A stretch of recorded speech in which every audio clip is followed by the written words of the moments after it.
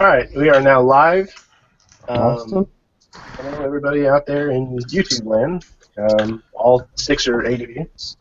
And we're going to start off with all the official stuff here. This game is obviously in no way officially involved or affiliated with Jurassic Park or Universal or whoever it is that actually owns the copyrights to any of that stuff. This is just a fan-based kind of thing, and we're just doing it for fun. And no way am I making any kind of money off of this or have any intentions of saying that this is my original material or any of that business, so back off.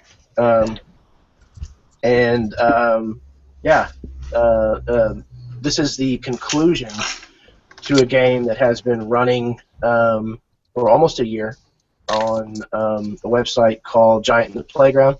It's a fantastic place for play-by-post games. I highly recommend anybody that has an interest in that kind of thing to go check it out, sign up. There's a lot of really good people there that you can meet, and including some of these fine gentlemen pictures who are, well, pictures or names who are below me. Sure. We are going to be playing with a modified version of a game called Rhesus, R-I-S-U-S, which is a really simple, very straightforward game. I, of course, had to complicate it a little bit, but it's a lot of fun. Check it out. So, our expedition started with 16 characters. There were 8 PCs and 8 NPCs originally.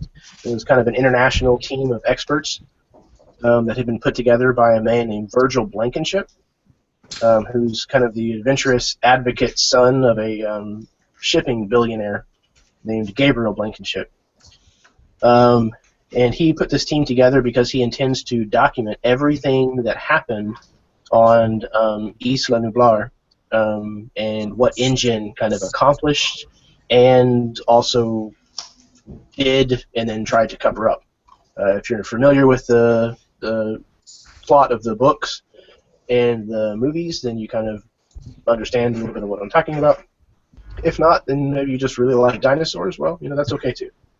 But yeah, he plans on documenting the things that went down here on this island and then exposing it to the world at large, to kind of hold InGen accountable for the travesty against nature and all that jazz. So the expedition landed on the island late Thursday night, game time, and they made the journey to where the old visitor center is.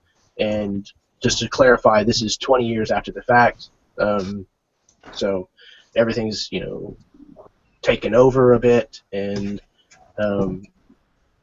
decrepit, things like that. And shortly after they arrived at the visitor center, already having lost 2 of their expedition, I believe, getting there, there was a massive tropical storm that hit the island. It made landfall and kind of pinned them down in place for most of the day on Friday. And throughout then and on into where we'll be starting, several other members of the expedition party have been killed off, mostly by dinosaurs, but not all. And they've spent the majority of their time gathering data and footage of the animals and the island in general. Throughout some of this, they found an unexpected person still living on the island, and that is Robert Muldoon from the original stories. He was the game warden. He managed to survive losing an arm in the attack of the raptors that we see on film, and has been surviving these 20 years on the island, being pretty much kind of a seasoned badass. He carries around a spray bottle of T-Rex urine that he sprays on himself if he needs to go through territories of predators. He eats Triceratops jerky, and Yeah, he's kind of a crazy old man. The vehicles that the party brought to the island were affectionately called raptors. They were kind of an all-terrain little dune buggy type of vehicles, and the party managed to reinforce 2 of them with armor made from the old gas-powered jeeps that were still on the island, only to discover when they woke up this morning, which is Sunday, that the brake lines on the 2 armored raptors had been severed by someone. And the plan was that they were going to be making it to almost entirely across the island to find the airfield where a plane was going to be picking them up at 4 o'clock on Sunday and getting them out of this hellhole. So they started their trek with the remaining people heading towards the airfield for extraction, and in the midst of that trek, the traitor emerged, and it was the bodyguard of Virgil Blankenship, a Russian man by the name of Ivan. And it led to a pretty nasty brawl and a car crash that wrecked 2 of the raptors and killed several more members of the team. And I believe that leaves us with 7 remaining. 4 PCs, one of which will not be represented today, and then 3 NPCs. So the airfield now lays in the valley down below you. You're kind of on switchback roads that are leading down towards it. And it's some distance still away from where you're currently at. And you have about 4 hours until the plane is supposed to get there, give or take. But the trouble is that the airfield lays dead smack in raptor territory, you have been informed. And then the last but not least, I am going to go ahead and warn everybody who may be watching that this isn't a game with adults in it, and there's going to be bad language. It's just bound to pop up. And tough shit, if that's a problem. So yeah, if you guys want to go ahead and introduce your characters, and then we'll get started. Josh?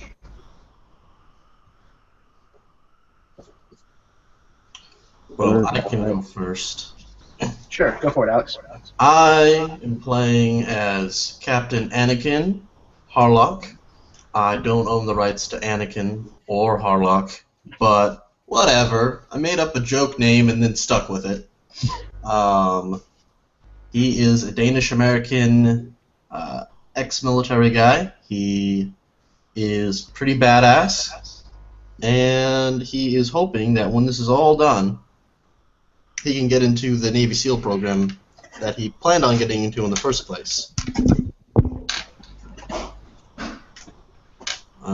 That's pretty much it. He's just generic badass with an incredibly copyrighted name. There you go.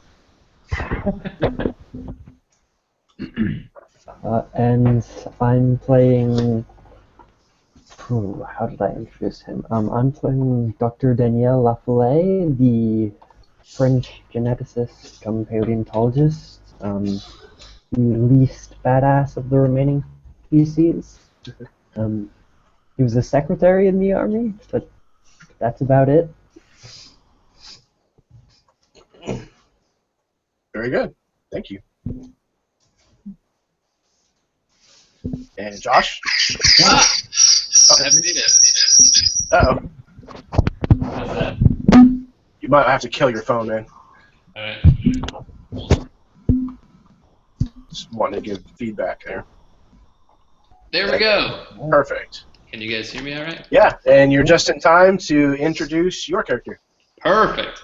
I am playing a character who is known as Yeti, and alternatively Boris.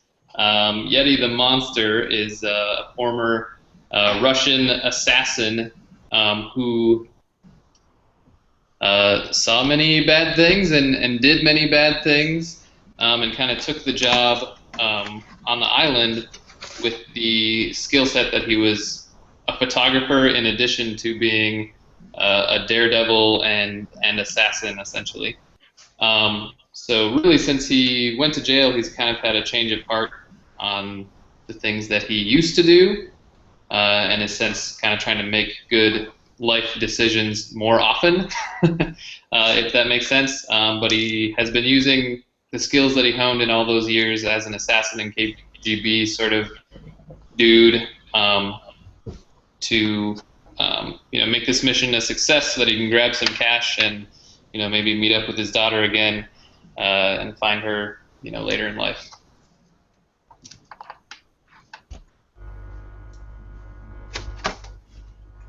Fantastic. Thank you. All right, gentlemen.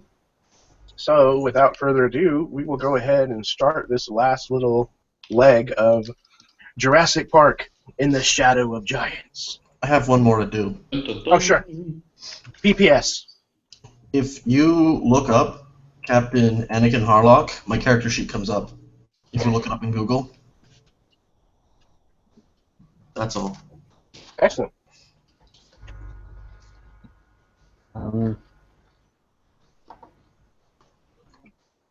Oh yeah, sorry. So you can. Excellent. And the fourth result is definitely not yours. Yeah, and I will send you the link. I believe that I still have it in my clipboard. Oh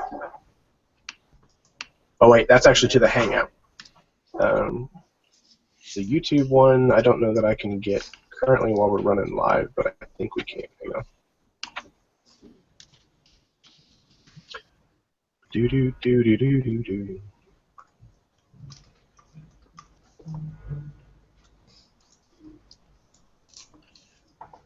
So if somebody wants to watch this, I can share this link and they'll find their way here. Yeah, hang on. I think that's to the broadcast. I think this is the link that I need for...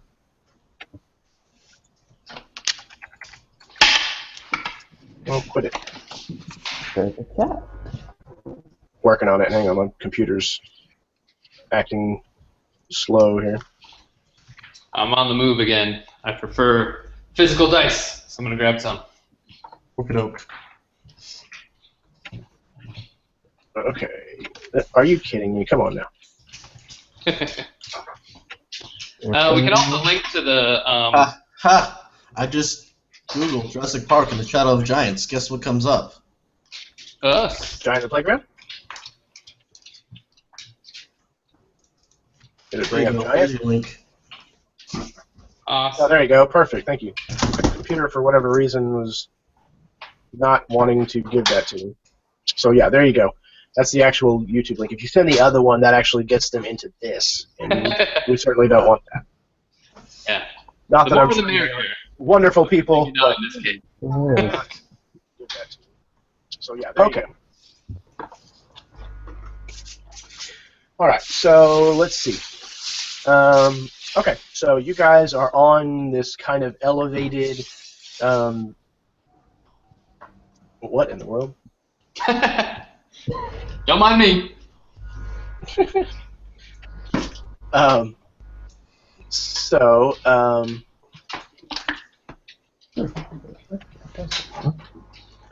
You're on this That's with me. dirt tax. Dirt road that is up in the almost kind of the side of this mountain.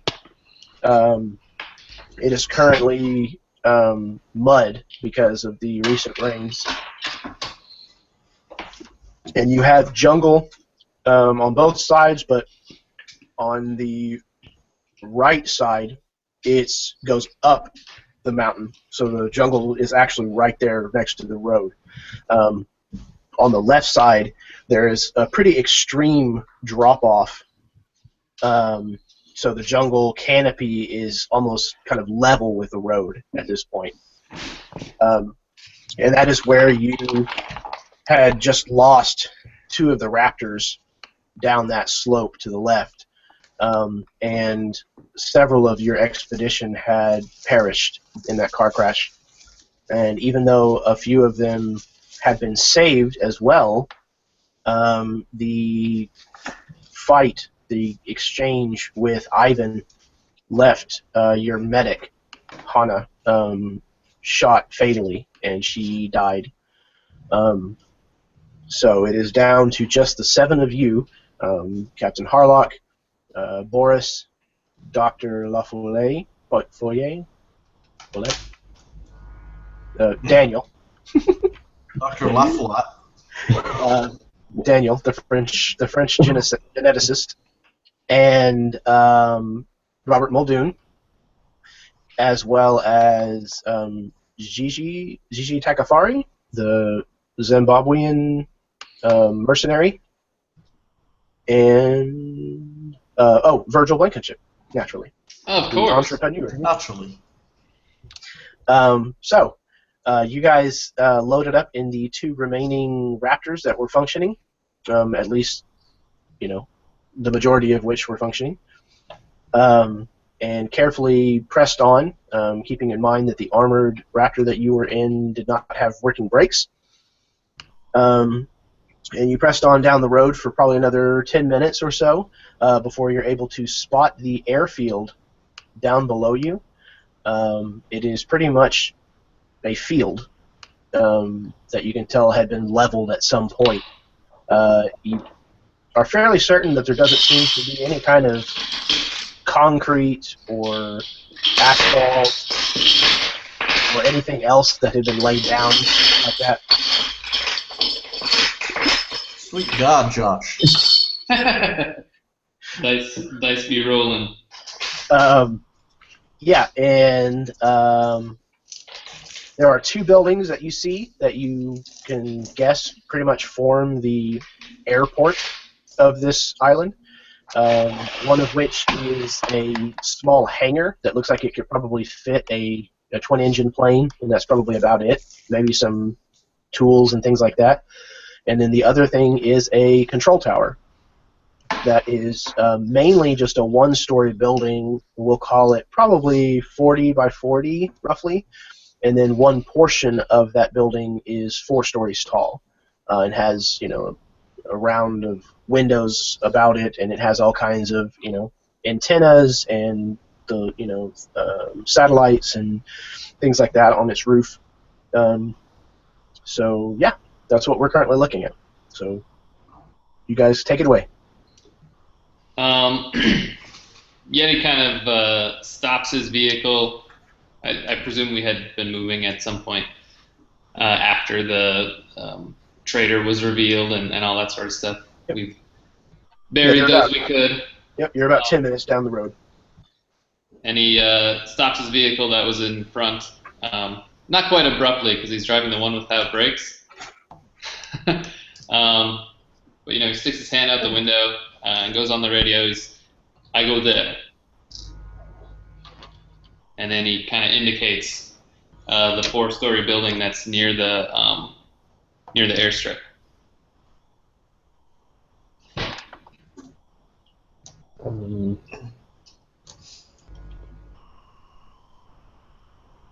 Okay. So if nobody, stops him or questions him, he starts to get out of his car and then starts unloading some various pieces of equipment. Okay. We're still a little bit ways away from it, though, right? We're on the switchbacks above, essentially. Oh, wait, yeah, you're going to glide over there, aren't you? Yeah, that's the plan. Okay. Who's going to drive your car? Somebody will figure it out. Decent dexterity? I don't think French people know how to drive cars. I'll just drive on the wrong side of the road. Oh, that's fine. Luckily, traffic's very light this time of day, so you're all right. That's good. So, Okay. Ivan's digging in his pack, and anybody who's familiar or even just frequents YouTube or anything like that sees that he's opening something that's made of like parachute material, and he's like kind of shimmying it up his body, and he kind of spreads it out, and he like pumps up a little part of it that's like so it gets half inflated.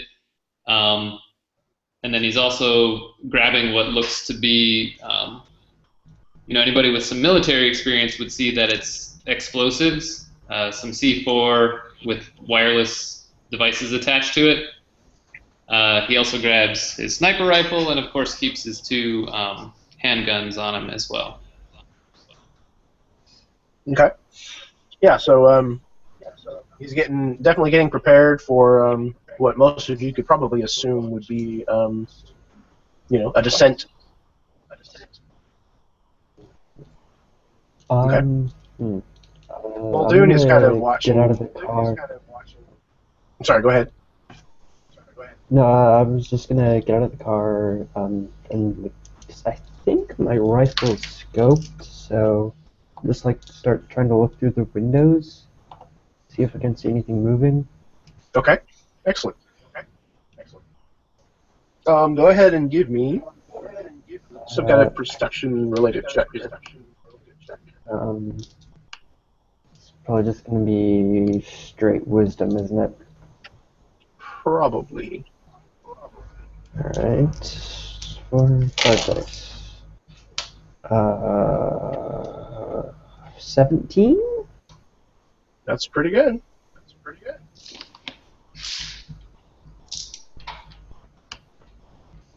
Okay. So you look down the scope of your rifle towards the tower, kind of scan the upper level where the windows are at. Most of them you can see are broken. The glass kind of scattered about, some few shattered or jagged shards still sticking up from the bottom of the window sills in some of them. And everything looks pretty still. The only movement that you see appears to be from the wind kind of moving through the bits of foliage that are here and there.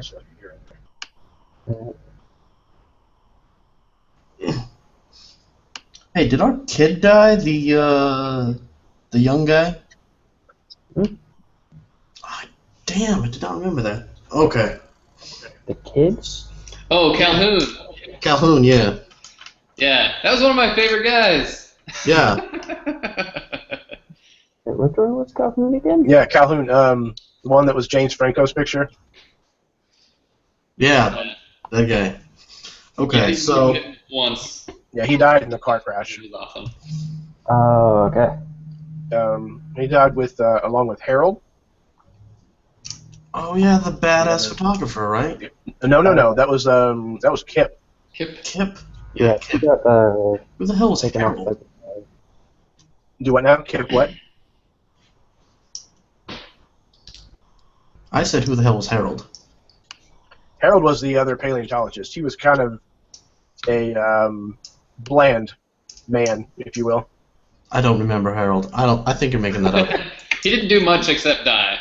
No, that is true. He was kind of a paleontologist. A little bit of fodder. He was kind of the background. Yeah, I'm gonna go ahead and make a roll. Tell me if this is about right. This is to kind of plan my path down the mountainside. I'm gonna roll a wisdom with Daredevil check, just to kind of plan my flight path. And my goal is to wind up on, to kind of float in and then wind up stalling right as I get to the 4th floor, like a level above. Like, I don't want to have to go through a door to get into this building. I want to land either on top of it or like hit the railing and that sort of thing as I kind of come in. Okay. That make sense? Yeah, absolutely. The other thing I'm planning on doing, if at all possible, is dropping some explosives along the path that might be useful, so that if anybody were to chase the path that the raptors would be at, I might be able to set off an explosion just before they get there or just after they get there or something like that, as well as mentally track where they actually land. Guys, you're gonna drop like timed payloads. Well, not timed, but like, button push. Okay, sort of remote thing. activated. Got it. Exactly. Alright, I'm going to make that roll now. That's 11, 12, 15, 16, 17. Then I want to ask Carlock for his advice, and we talked about this earlier. That's 11, 12, 16, 17, 18. So 18 on the die, and I'm going to try to bring in my ally to see if he can help me as well. And we talked about this earlier, and I want to call Carlock my ally and strategize with him on where would be good places to drop these charges. Well, then I would use my intelligence and my soldier knowledge, and I would roll almost all the dice I have in my hand. Yes. Do I add just the 6s? Yes. Mm-hmm. Okay, well there's 3 6s. Fantastic. Awesome. And I'm going to roll one additional die because he's my ally, if that's all right. That is true. Yep. Okay. So that's going to bring my total to 19, since I just rolled a 1 on that one. 19 plus his 3 6s, so 19 plus 18. 37. That'll certainly do it. Awesome. So we'll just say, I'm only able to manage, this seems about 5 explosives, might be the most he could kind of put out there. Yeah, I'm good with that. We pick out 5 different spots that might make sense along like where we predict the path of the raptors would be, and then if we had to clear off the tarmac, 1 or 2 over in that area where the plane is actually going to be coming in from. So do we know what direction the landing is going to come from and go to? Yeah, I would say that a small bit of discussion amongst the people in your group, you could determine that he was going to have to land out of the south and then take off into the north. Gotcha. So probably we're going to want the raptors coming up behind the plane if that's the way that things are organized, in case we need to kind of make a running jump for the plane. That's the kind of path I would pick for the raptor, unless anybody's got more input on that. Well, are we outside of raptor territory currently? Because I believe we're inside, and I don't want to just chill in a car waiting for raptors to show up and be like, that's what I smelled. Delicious Danish meat. I thought it was once we got to off the switchbacks that was where they were, essentially. Yeah, Muldoon informed you that their territory, obviously this is not like a hard boundary kind of thing, but he said typically the edge of their territory is where the switchbacks end at the bottom. So are we technically not in them then, because we're technically still right at the switchbacks? That is correct. You are currently not in danger zone.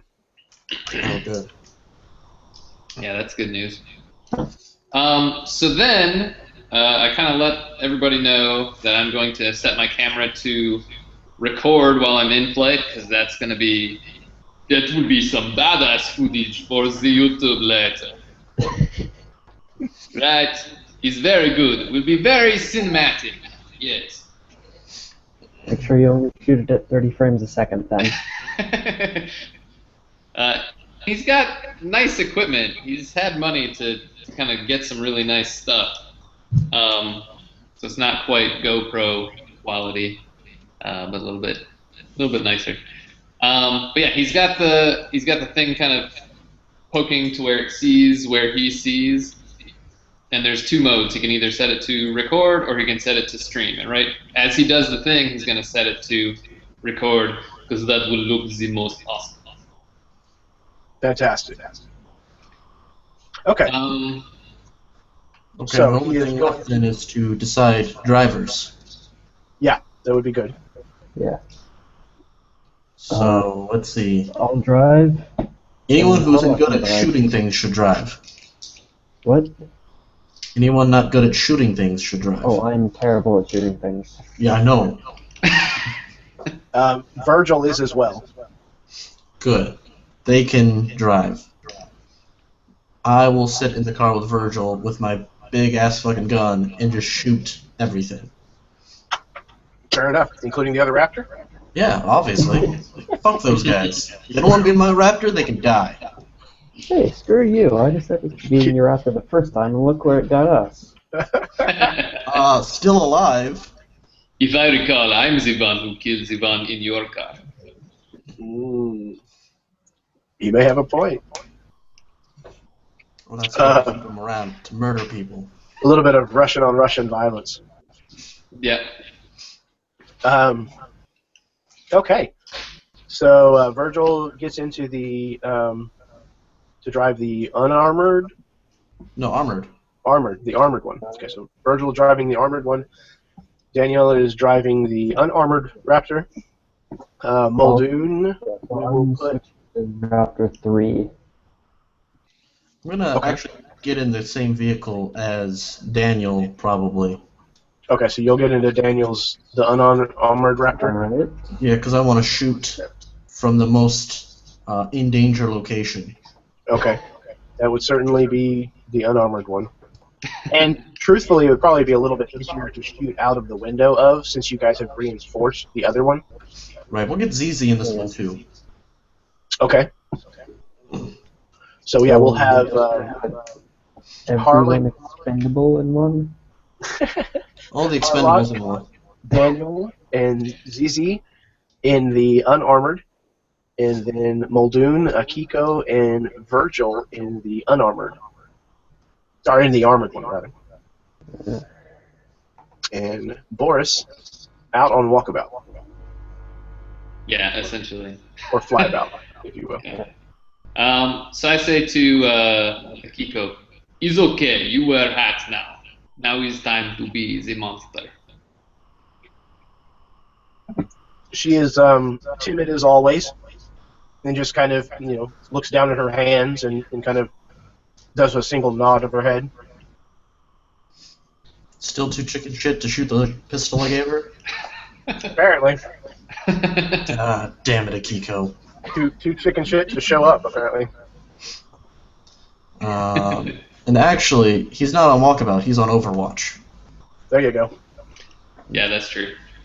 So I let everybody know what my plan is, including the fact that once he gets down there, he is going to switch to streaming. So, for a few minutes after, hopefully the radios still work. It's a depression in the topography. So maybe these radios, they're not so communicative.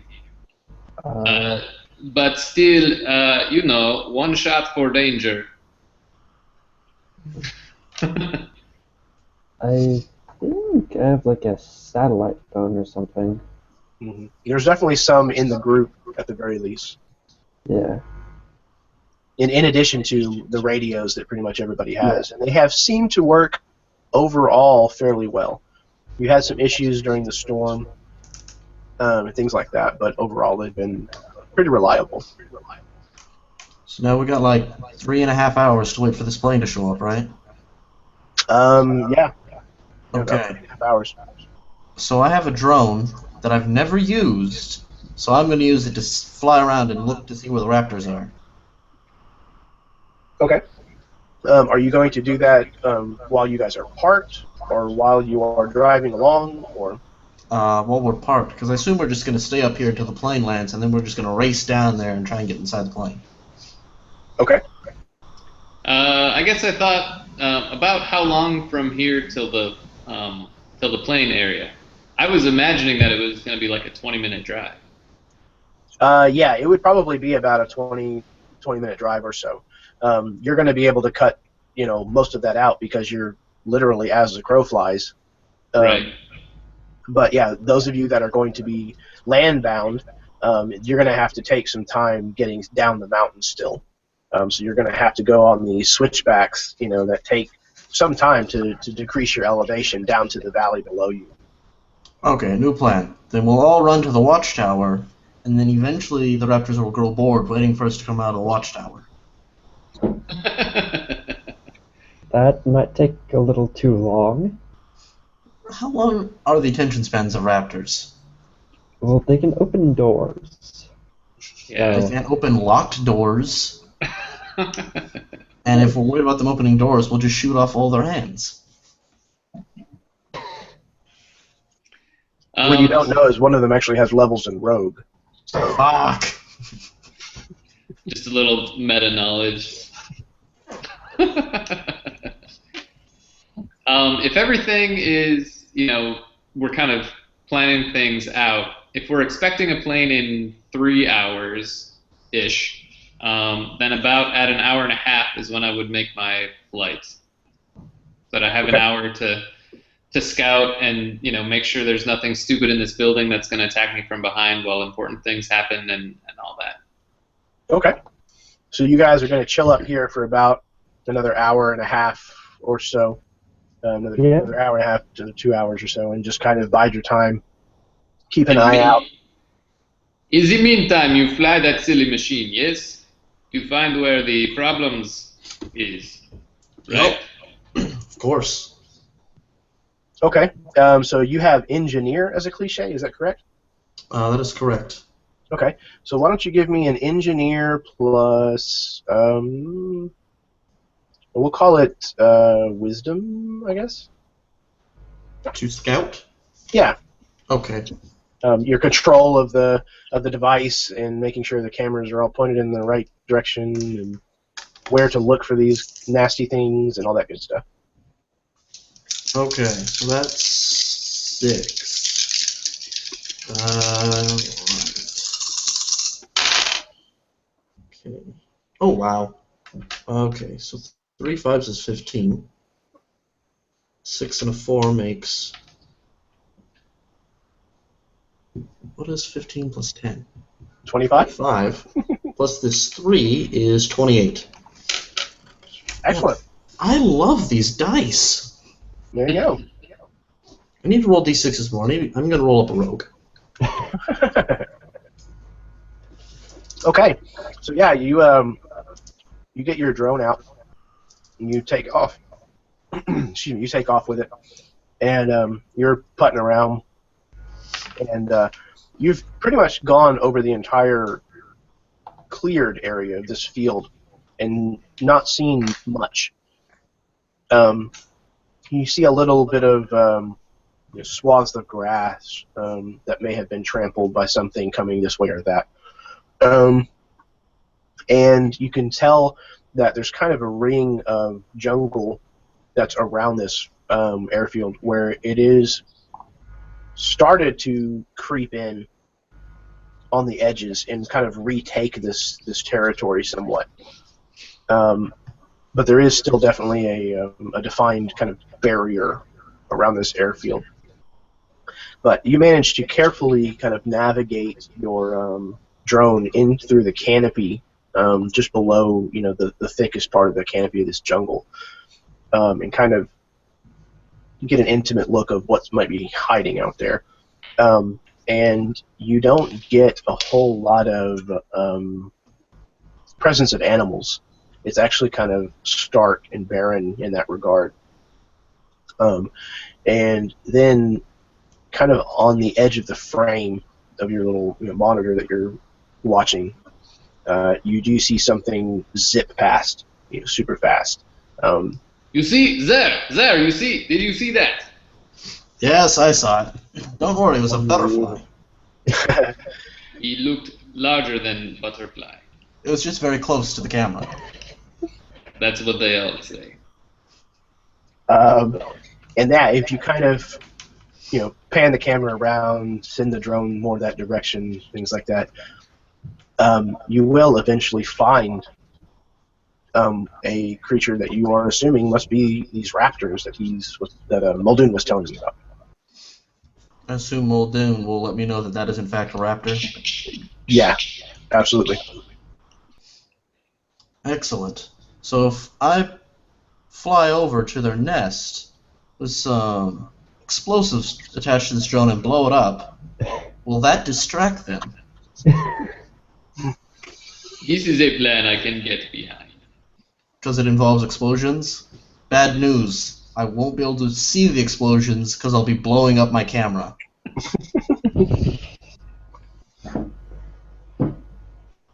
Well, what you have currently found is not necessarily the nest, but if you wish to drop your explosives on one of these creatures, you certainly could arrange that currently.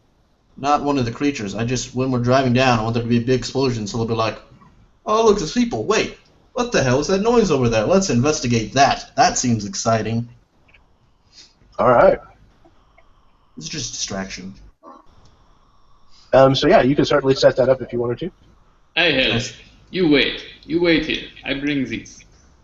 Then he brings over some stuff, and it doesn't look exactly like a trained professional put this stuff together.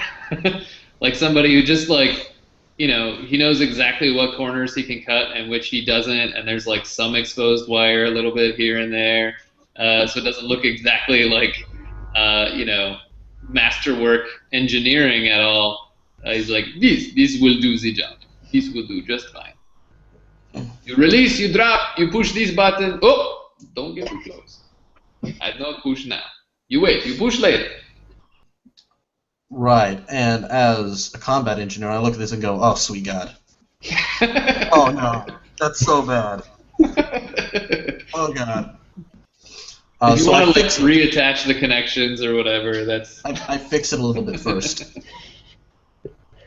Ease fix, yes, sure. Still work, still slow. Okay, so I fly the drone back, and attach explosives to it, and then I fly the drone over next to where I saw raptors before. Wait, take a look. Before you blow up, look by the towers there. I did, I looked everywhere. Did we see anything interesting by the tower that I would have taken note of? There was grass. As far as by the actual buildings, I would expect that since you guys, at least some of you, plan on going there in particular, you might have taken a little bit of a closer look. So everybody can go ahead and roll me some kind of perception-based, call it wisdom plus, any cliche that you think might complement that. Survivalist.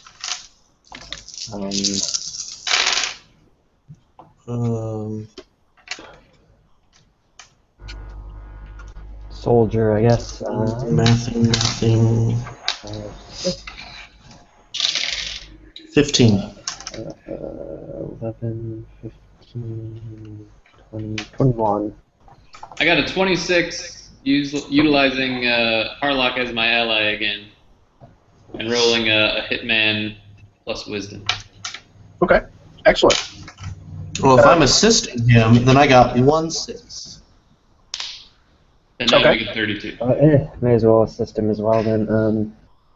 38 in that case. Okay, fantastic. Yeah. So yeah, the monitor is a little small for everybody to kind of crowd around at once. So there's probably just Harlock since he's controlling the drone. And Well, then it's we'll a say laptop. I mean, right. We'll say Yeti is probably standing behind him or next to him, looking over his shoulder, kind of thing. As you're flying around, Yeti points to the screen, and says, "What was that?" And Daniel chimes in and says, "Yeah, back up," kind of thing. And then I say, airplanes don't back up, but I can make another flyby. Okay. If it's a quadcopter, yes. Tiny machines are funny. It's not a quadcopter. Oh, shit. Never mind. So yeah, you make another pass, and this time, paying particular attention to what you pointed out towards, and you're fairly certain that it is droppings of something.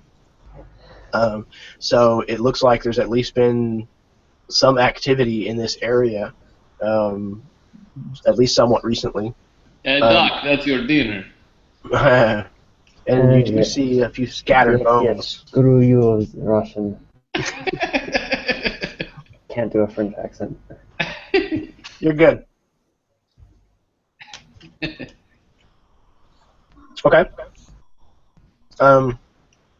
So yeah, there's definitely presence of some kind of animal. Well, this should make my life very interesting. Could I roll to see if I recognize how recent it is? Absolutely. Alright, so... paleozoologist work here? That'll work perfectly. Alright, so I don't have enough dice, so I'm gonna have to do this on the playground. Okay. You just re-roll some of your dice. Here, take some of mine. Hard. I've got 30. Jesus Christ. Why do you have 30 these sixes? Because I was going to roll a rogue once.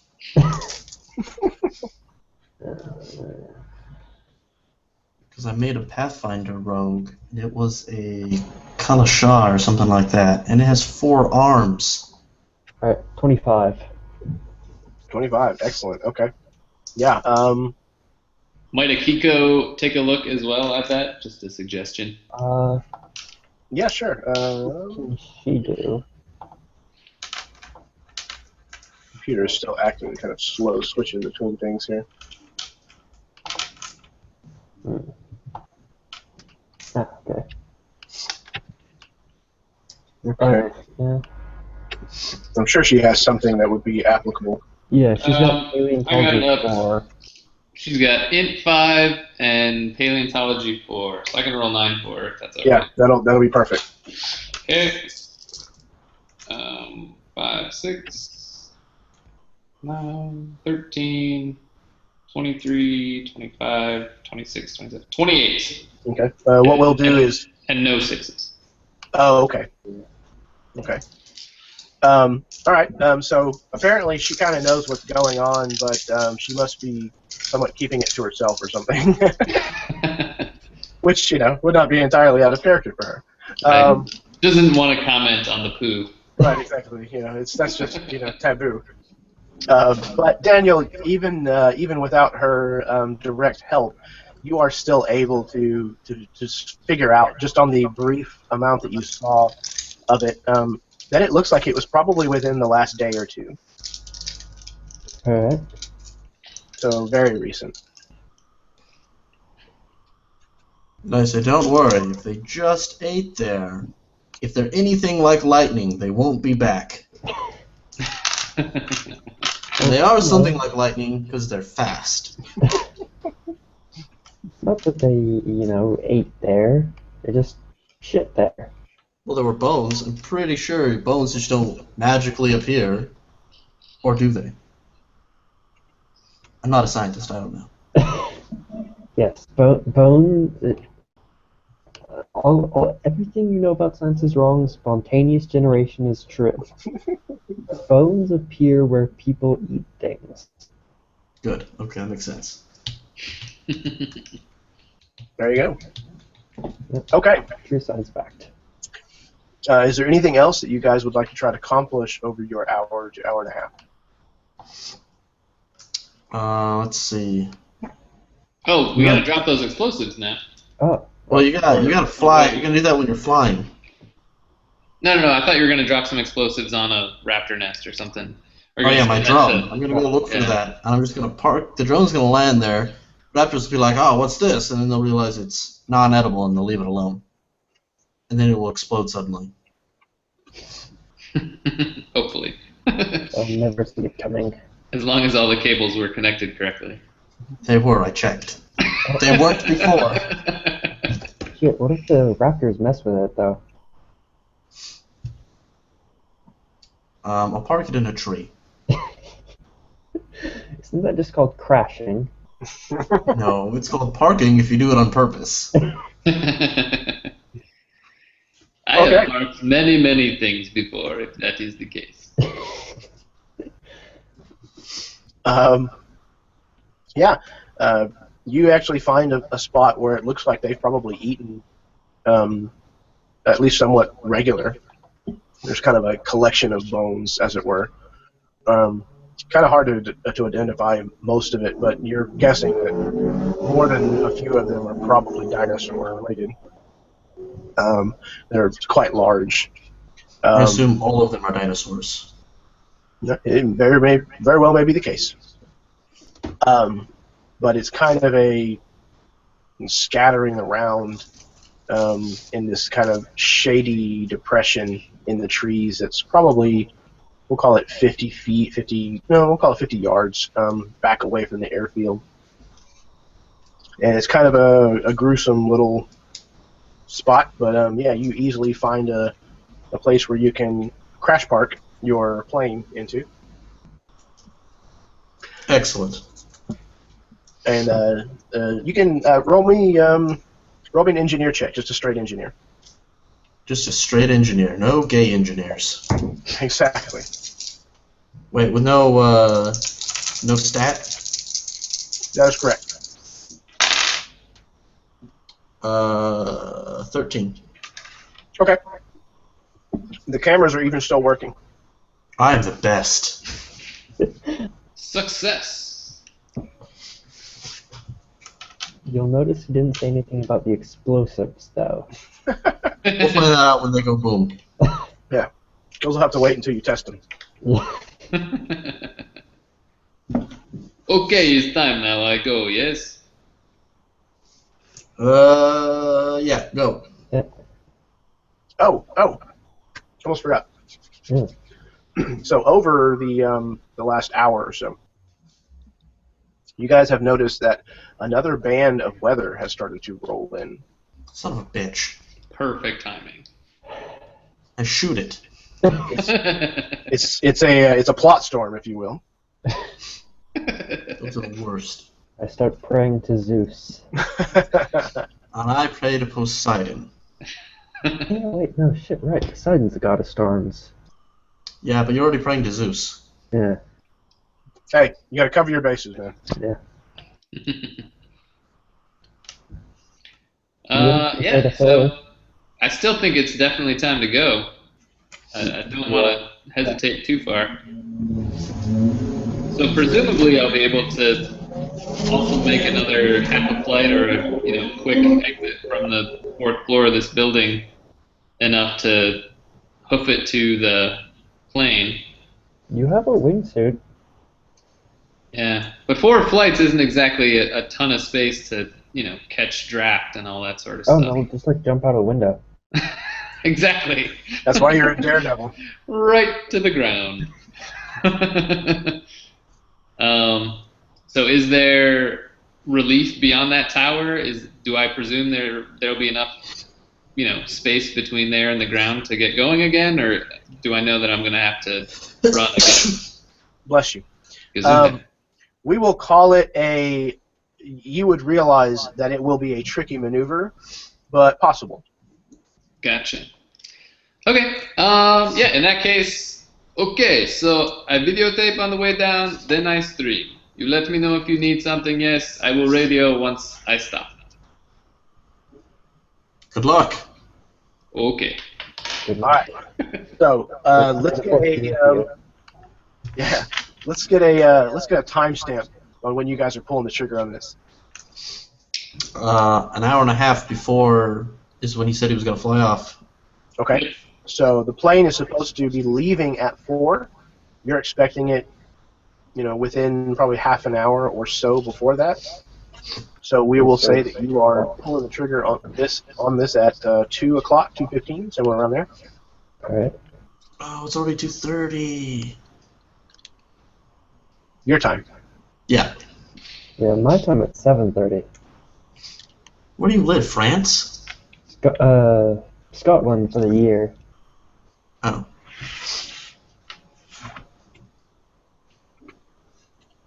All right, so I'm going to roll 9 dice. Okay, go for it. I can't get any assistance because no one's going to be flying with me through the air, and I'll have my radio off just so that I can maintain my concentration, all that sort of stuff. However, rolling. You can go ahead and add a dice.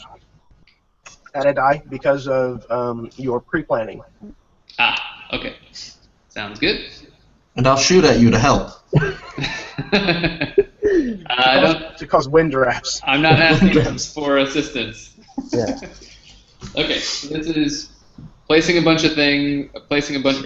bunch of explosives, trying to maintain where they're at, and then landing on the tower on the way. Fantastic. Okay, 9, 19, 24, 33, 35. Fantastic. With only 2 6s. All right. So you guys all watch, in varying stages of awe, I'm sure, as the crazy Russian takes off and jumps off of the side of this mountain road, and puts his arms out, and his suit pretty much immediately catches the wind, and he starts sailing through the air like a human rocket. Well, I'm guessing he probably is making quite a bit of noise. He's letting out a big whoo, or something. He's also actually very aware that he's on the camera, and that his audio is there. Part of his life goal is to kind of be a YouTube star. So he tries to get in like a few one-liners, and he's not exactly a charismatic person in the first place. He's like, "We, yeehaw! Wonderful. American audience will eat these up." Ha ha ha! He's like, "Oh crap, still on mic." Yeah, so he's trying to ham it up, and he's trying to both be in the moment, but he's got so much adrenaline that it's not terribly unusual. So he's more in his facilities than most people would be, but he's just kind of mucking up the audio a little bit. Absolutely. We'll fix it in post. He's both, yes. Okay. Yeah. You spend a good, I don't know how long that thing would actually take. We'll call it 4 or 5 minutes. Booking it at a pretty good pace, dropping your explosives here and there, making sure that you kind of hit the waypoints that you set for yourself along your planned path, so you can catch where you expected there to be a little bit of a thermal updraft or whatever. You managed to come into the roof of the. Were you trying to get to the roof of the tower itself, or the roof of the lower story part of that building? The roof of the tower. So I don't want to have to make an entrance or do any doors or anything like that where my back would be exposed to greens and stuff like that. So right. If there was like a a third story door or a roof, that would make sense to enter from. Whichever seemed like the easiest landing was probably where I would go. Okay. You think landing on top of the tower itself would probably be a little tricky just because of the limited real estate? Mm-hmm. I mean, it's probably only like a 10 by 10 space. Right, but I was really good at that game, Arrow Wings. Do you remember that one? Yep. Was it Arrow Wings? Am I making that name up? Pilot Wings? Pilot Wings? I don't know. It's the one where you essentially take flight school. Yeah, Pilot Wings 64? Yeah, where you'd have a hang glider and then you'd fly through this ring and then that ring and then land right in the middle of the target. Yep, yeah. I love that game. That game is awesome. I don't know why they still don't make that sort of stuff. What did you say, Rylan? Arrow Wings is actually a game. It's flight sim. Arrow Wings. Yeah. That might be, yeah. I'll have to look it up later. Sure. You've had enough training and you rolled well enough that you kind of come in and you cut the pitch real high and kind of land, and it kind of takes you down to a knee a little bit, and you catch yourself and stabilize, and you're down. You're good.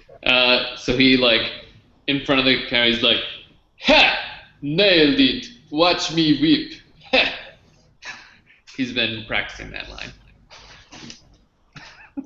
Excellent. Okay. So then he gets on the radio and he's like, "He's touchdown, streaming now. Check, check. Can hear." We read you. Excellent landing. Yes. There's another suit up there. Who else is coming? I'll be right. Oh, there's a rip in the suit. Oh no. So we will call it 2:20. All right. So we expect it to land at about 3:30. Mm-hmm. It's going to take us 20 minutes. Yep. You want to give us 40 minutes? when we leave, you guys think? Sure. Not you. Your opinion doesn't matter. I hear you. No, honestly, I would say leave 10 minutes before it's supposed to get there. Leave 20 minutes before it's supposed to get there, but it's a 20-minute drive. Yeah, if we have a half-hour window, it wouldn't really make much sense to get there, right as the plane arrives. Okay. As the Scientologist, I'll believe you. It's kind of the same thing. Scientologist, somebody who studies science, right? Scientist, Scientology, it's similar. Anyways, that's when we'll go. I mean, they did So, kill my grandpa's dog, so I guess it's related.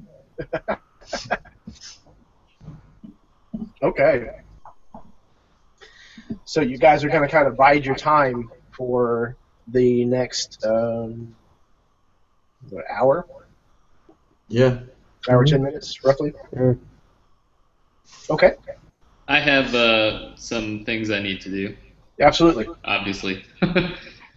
Oh, do I have a flare gun with all my flares? Do you have a flare gun with your flares? Well, I have a whole bunch of flares, but I don't know if I have a flare gun.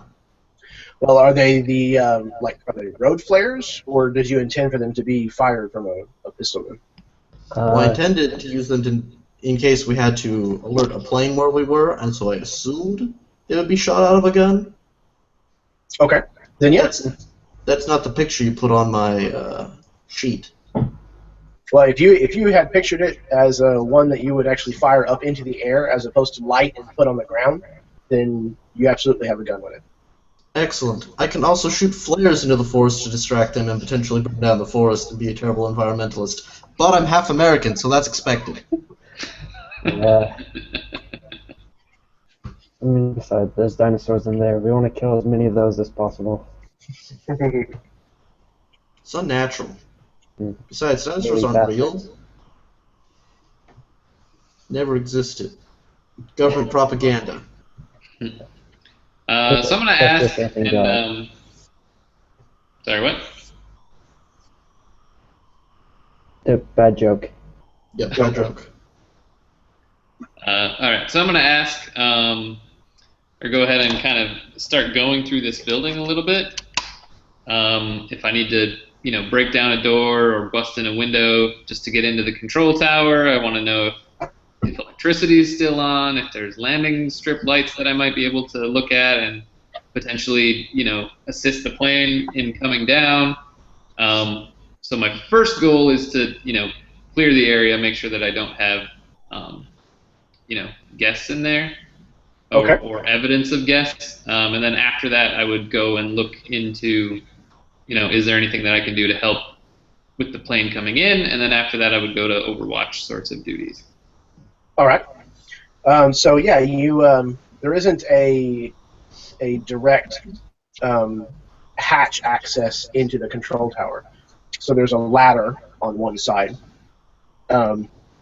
that provides access for maintenance to the antenna and the dishes and things like that are on the roof. Mm-hmm. So we'll say you head on over to that ladder and climb down it. I ask Calhoun, anything you like up here? Well, Calhoun's dead, so he's not going to answer. Yeah, he can't hear me. But as the only remaining engineer-ish guy, I think he'd be the one I would be addressing. I am an engineer, yeah. I say, no, all that shit was made in the 60s. It's garbage. Not quite the 60s, but close. All right, so most of it looks in pretty bad repair, obviously. Oh, okay. Gotcha. Having been exposed to the elements for 20 years and not had exactly what you would call proper maintenance. Right. Now, obviously, the plants and things have not gotten up here, but there's plenty of corrosion, rust, broken parts that you're guessing are probably from storms and wind damage. things of that nature. And so you're somewhat climbing down this ladder, and you get about halfway down or whatever, so you can see under the windows of the control tower. And looking in there, you can see the staircase that kind of leads up into the tower from below. And there is a bank of equipment, monitors, and what you're guessing is probably, satellite readings and a couple of computer terminals and things like that.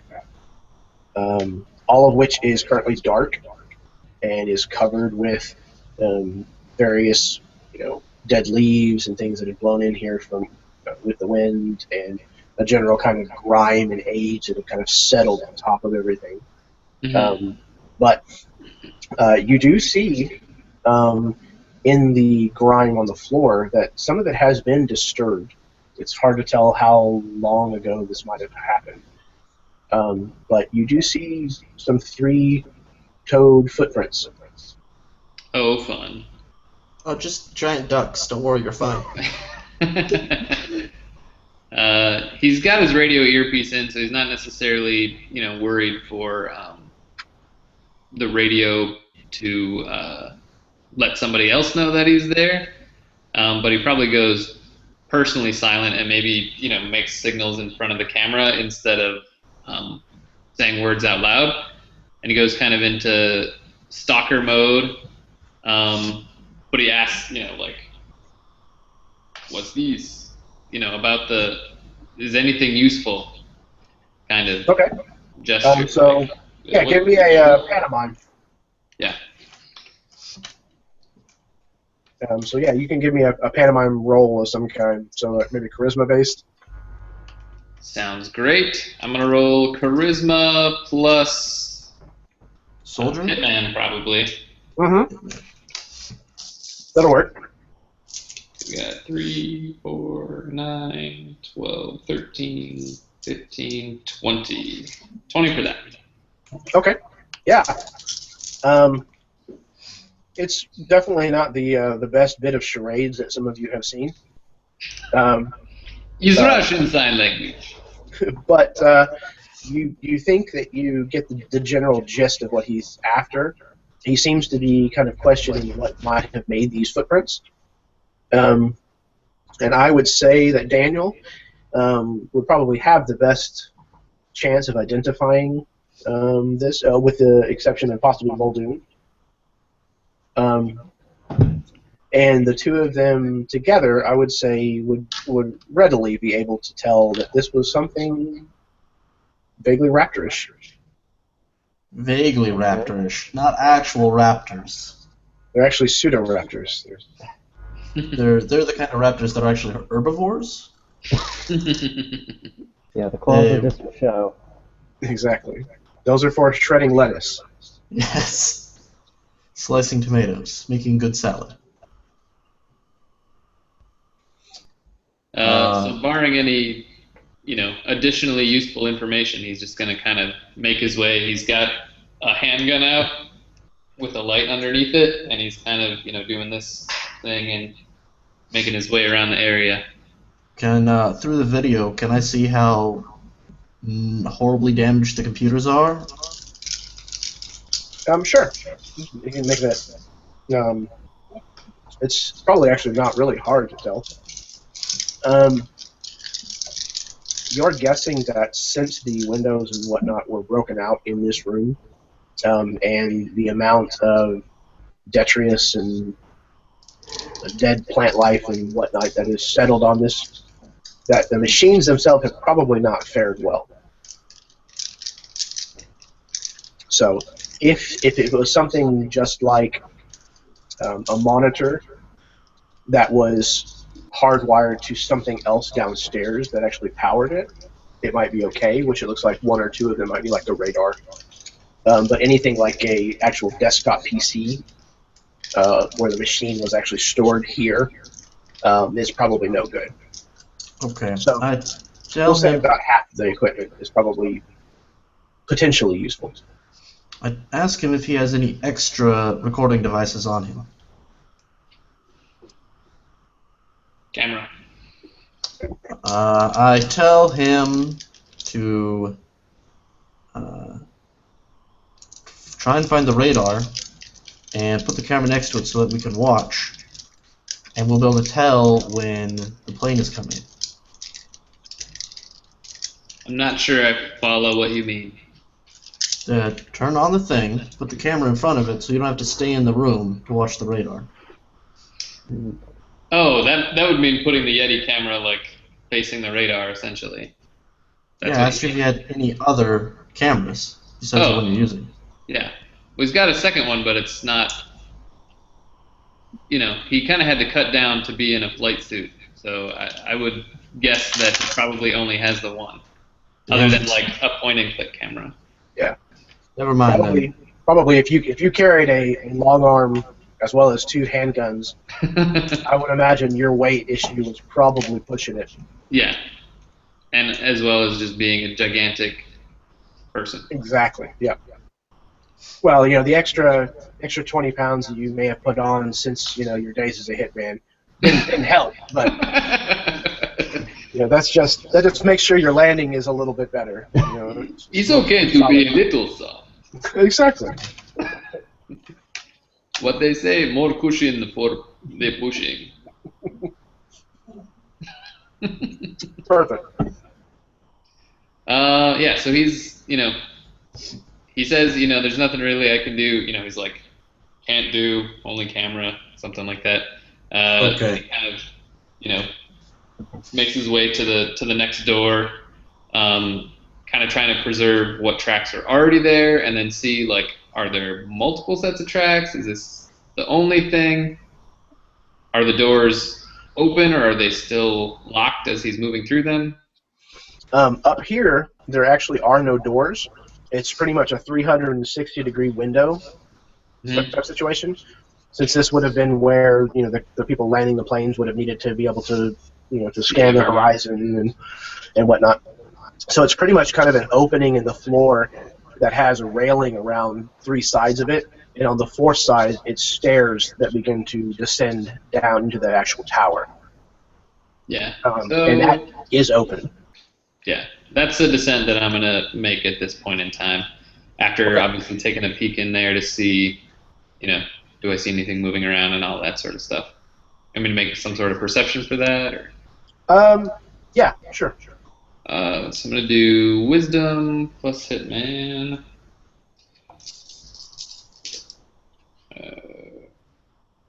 6, 7, 12, 18. Okay. So he makes the descent, unless there's something of note. So you're kind of looking around, trying to discern what you can from the footprints you can see. And it's kind of hard to tell, but you think there's at least 2 that may have been moving around here at some point. And some of the decaying leaves and stuff like that do continue down the stairs, but it rapidly stops being as prevalent as it was up here. Do I see any signs of, like, computers on, emergency lights still running, anything like that? No, it is dark and quiet. Well, I like the quiet part. Oh, and it does start raining. Well, at least I'm inside. I tick around with my night vision goggles for a moment and just see if there, if that reveals anything, and then the heat ones as well. Okay. Yeah, you scan with your thermal vision, and then you scan with your night vision. It doesn't seem to reveal anything else. You see no signs of heat, other than what the building's walls may be retaining from the sun being out. Mm-hmm. And the night vision gives you kind of a dark green, wash with just the edges of things kind of being illuminated somewhat here. But no, you see no signs of movement. So on this floor, there's more computers and things, or what is the general makeup of this For the most part, this floor is just, it seems to give the floor above it height. So it's pretty much almost just like the inside of a lighthouse, where it's just kind of a staircase that just continues down. Gotcha. There's, wires and pipes and things like that. Mechanicals. Gotcha. Yeah. All right, we'll go down one more floor and kind of do the same shebang, really. Search first, go in, then do the multiple camera setting things. I'll roll the same set of die, I guess. Well, that's fine. You can keep the same check for now. Okay, so you descend to what is essentially the second floor now, and do the same little sweep. Essentially, shining your light around would probably tip you off to this before anything else. Much the same. You don't really see any kind of signs of movement or anything living, but you do see droppings and what looks like dried blood, kind of in a pool off to the side of one of the stairs, and kind of slung up on the wall in the ceiling a little bit. The blood? Yeah. I go over, trying to keep an eye on what my sight lines would be. Like, if something was lurking, which corners would it be lurking in? If this was a setup of some variety, that sort of thing. Then I just want to go, put a finger through it. Is it dry? Is it still wet? That sort of thing. He'd be familiar with, this type of setting. Absolutely. Man and all that. In this particular story, there's not a whole lot of places that you would think that you'd be able to hide. A person would be able to hide. Much less what you have heard of the raptors, which from the movies, they're about human-sized, a little bit bigger. And when you get to the blood, you can tell probably even before touching it that this is old. Gotcha. That it's long since coagulated and kind of turned a maroonish, brown-black color. Gotcha. And the poop, is it frozen solid? Is it old? Is it fresh? You don't smell anything that you think might be feces, and getting near it and kind of nudging it with the toe of your boot or whatever, it is definitely not fresh. But it hasn't begun decomposing yet. Gotcha. I snap a few pictures with my camera of this particular area, still remembering to be a documentarian, being kind of my primary function, since I'm the only one now with those things going on. And then I say to the people, anything interesting you guys have to add? What do you think?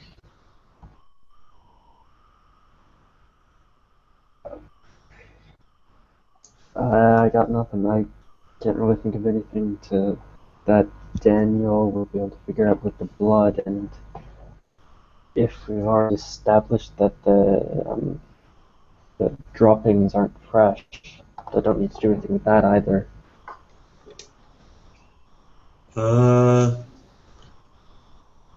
Go wait up ladder. I don't know. Don't get killed. Always good at well, looks like we got one more floor to check, so he'll make his way down to the ground level, I guess. Okay. Now that you kind of dared to vocalize a little bit communication-wise, when you first speak, you actually do hear a noise downstairs below you somewhere.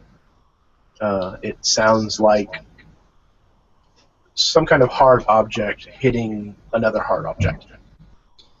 I'm gonna go back to go find the ladder and climb it.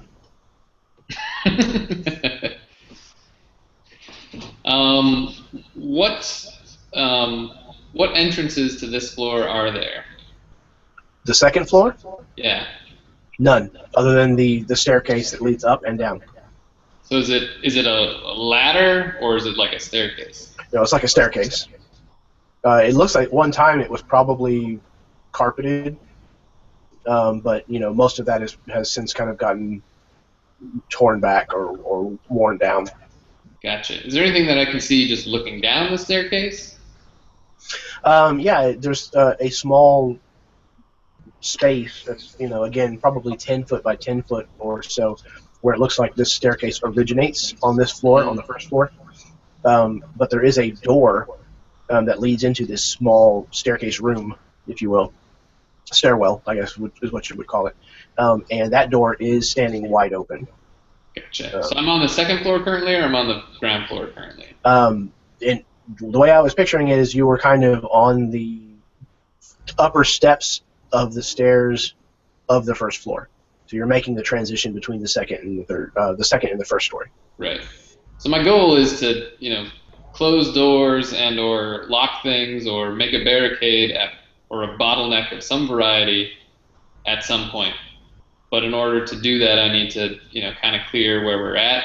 And if I need to run and climb those stairs really quick to the second or third story and then block there, that's my escape route. Okay. But I will go down to the ground level and see what's going on down there. Okay. Going back to radio silence once I heard something moving. Is that like a repeated thing that's happening, or is it like just once or twice that it happened? Yeah, it was just kind of a tink tink tink noise. Gotcha. All right, well, I'll make another spot roll for the ground level, I guess. Sure. I rolled this one earlier, so 5, 8, 13, 19, 22, 27. Okay. With the same rigmarole, first go no lights, then add heat sensor, then add dark sensor, then use a flashlight a little bit. Okay. Not giving away too much. No, you're good. You probably wouldn't need to use your night vision down on the first floor because there are windows down here. Oh, okay. So you would be able to see at least somewhat. The windows are covered with grime, but there are enough of them that are blown out or whatever that there's enough light streaming in that it's kind of got that, that kind of nice and creepy atmosphere where there's rays of sunlight that are kind of coming in, and you see all the dust particles in the air. So the room's got kind of a hazy, golden gray kind of color going on. Nice and creepy. Yeah. And down here, it definitely looks like it's probably used for mainly storage and or like workshop type space. Mm-hmm. There is a lot of things like you see a generator in the corner.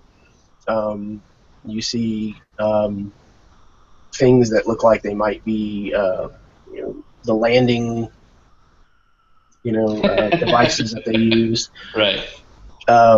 Things of that nature. It looks like there might be like we'll call it like a back seat or something to a Cessna that's kind of been set off to the side and has just been left there. So that kind of thing. It doesn't necessarily look like this space was used often, and obviously it has not been used in some time.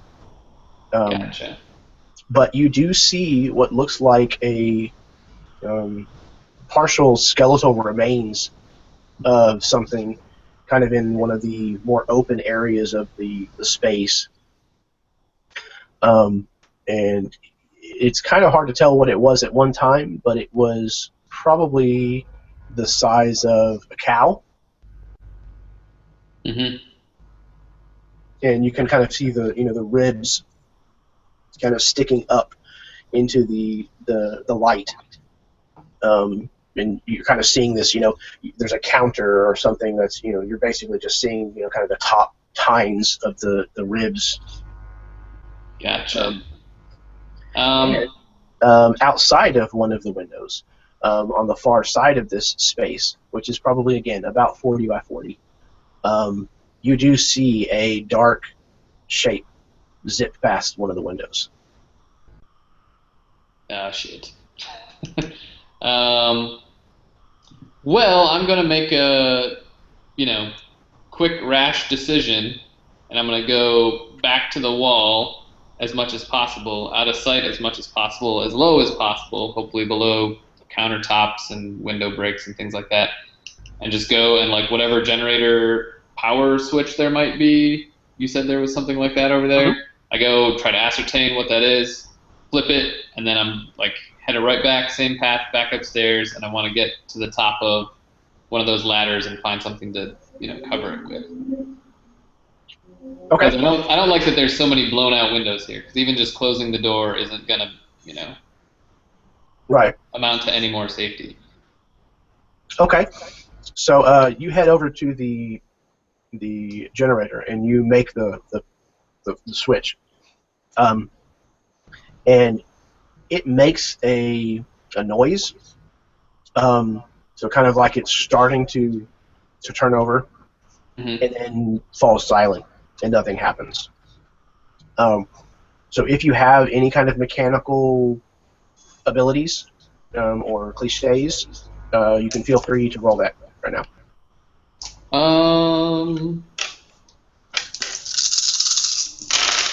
I'm gonna say Daredevil, in that he's got some basic InGen awareness. That might be the better, more appropriate thing to do, and his intelligence, which is low. That sounds like a good pairing, though. We can see and hear everything that's going on, though, right? Yeah, you guys should be able to. So if you want to, give him some sort of feedback, but he's kind of in a hurry. I got a 31 with 3 6s. Okay, so you can add 18 to whatever you're. Oh, plus because it's Harlock that's helping you, you can have an additional die. Oh, nice. Wait, do I get an additional die for helping him? Only if your ally thing is a two-way street, which it does not have to be. Well, it definitely is. Me and him are buddies. Okay. We'll say that in this instance, it's still only the one die. So that basically the way that an ally thing works is the person making the main roll is the one who gets the benefit for having the ally. Okay. If that makes sense. Gotcha. Yeah, that's fine. So I rolled 24, and I'm adding how much of his? 3 6s, so 18. 42. 42. Yeah. Okay. So Harlock, you realize that the choke on this generator is not in the proper position. It's too choked. So feel free to roleplay that through the radio with him. I don't know what that means. He needs to make a mechanical adjustment to the machine in order for it to start. I don't know how to explain that because I just still don't really know. Make it up, brother. Choke is like. What is a choke? It's a variable amount of fuel injection in some engines, and so if you have it like fully pulled out, then it's flooding the engine with too much gas, and if you pull it back or push it in, depending on how it works, then you have the right amount of gas pressure to, ideally turn over the engine. Yeah. To cause the explosions you need. I understand now. I say, okay, flip it back up and push in that button just slightly, maybe about 1/4 of an inch, and then slam it back down. I reach up and I actually touch the wrong knob, and I'm like, Nope, the one below. He does what he said, and then he puts the switch back up, and then flips it down one more time. Okay. At first, it makes the same noise. It doesn't seem like it's going to do anything, and then there's kind of a guttural, like gurgling kind of noise, and then all of a sudden the thing starts making a tremendous racket. Run, up, run. Yeah. So he, with a little less stealth than he made on his way over here, he's quickly going to second floor and then third floor, and then whatever like crap computers that aren't plugged into the wall or chairs or sofas, he throws them down the stairwell. Okay. Excellent. He's made himself with the amount of noise that's happening now. So hopefully he can stop up anybody from coming up this direction. Excellent. Okay. Yeah, so you book it up the stairs, the 3 flights of stairs up to the top tower, and you start just cramming everything that isn't nailed down, into this stairwell, trying to choke it as best you can. And you do a pretty decent job of it. At the very least, anything that's going to be coming up the stairs is not going to have very good footing. and you've made sure to leave what you think are essential machines, particularly the radar, alone. Not molested. And immediately, over the noise of the generator downstairs, which you are somewhat separated from now, so there's a little bit of a noise buffer, you hear kind of a strange, I'm trying to think of a good way to describe it, almost like a duck call. So it's kind of from the movies, that kind of noise. Josh knows what that is. Those giant ducks run.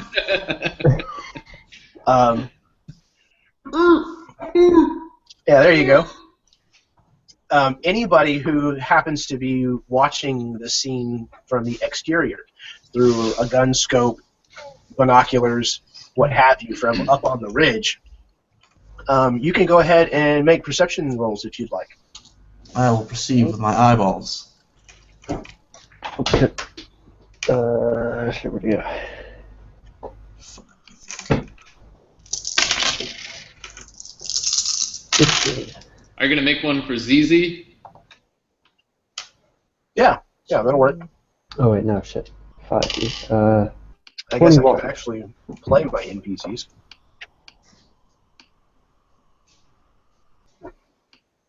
I got 18.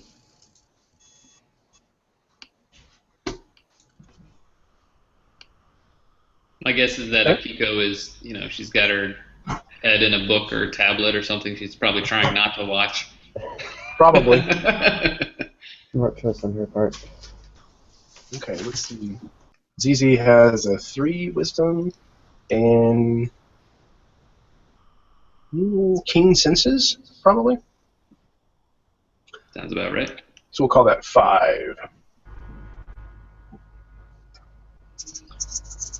We're probably at about maybe 2:45 at this point now. Maybe 25-ish minutes to do all that. Yeah, we'll call it probably approaching the half-hour mark, so probably about 2:45, 2:50.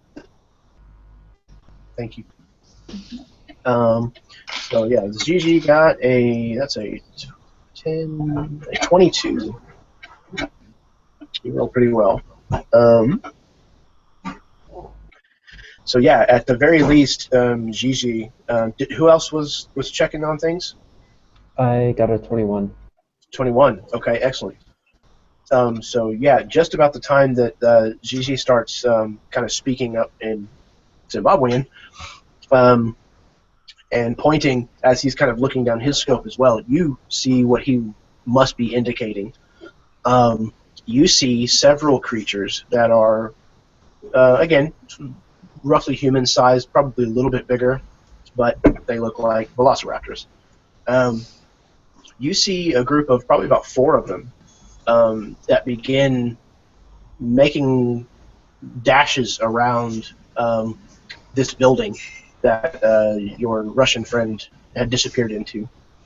And one of them goes in through a door on the side of the building, and one of them moves around the back side of the building so you can no longer see it, and the other 2 jump up into the window sills of 2 broken windows on the front and kind of perch there, sticking their heads down inside the building and just kind of sit there with their tails stuck straight out for balance, it looks like.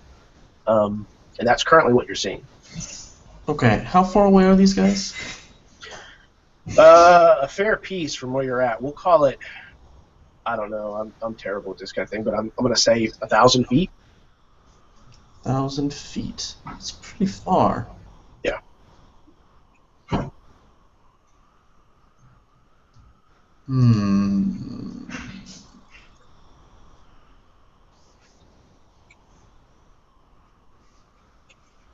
Don't know how accurate the gun I have is. I don't know if I can shoot them or not.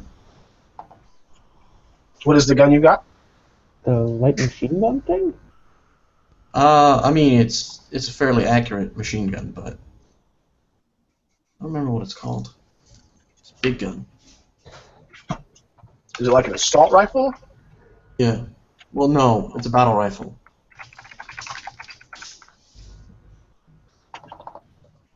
Let's see if I can figure out. Are you guys gonna let Boris know what you see? Yeah. No, they're totally just talking amongst themselves like, oh, damn, man, he's screwed. He is. It was good knowing you, Boris. Okay. We're actually already having your funeral. I have the MK14 enhanced battle rifle. Okay. I can't get a peek of this thing here.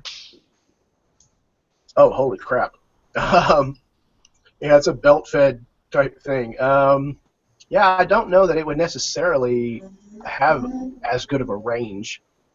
Try to look up its range. Sorry, which kind did you say it was? MK14 enhanced battle rifle.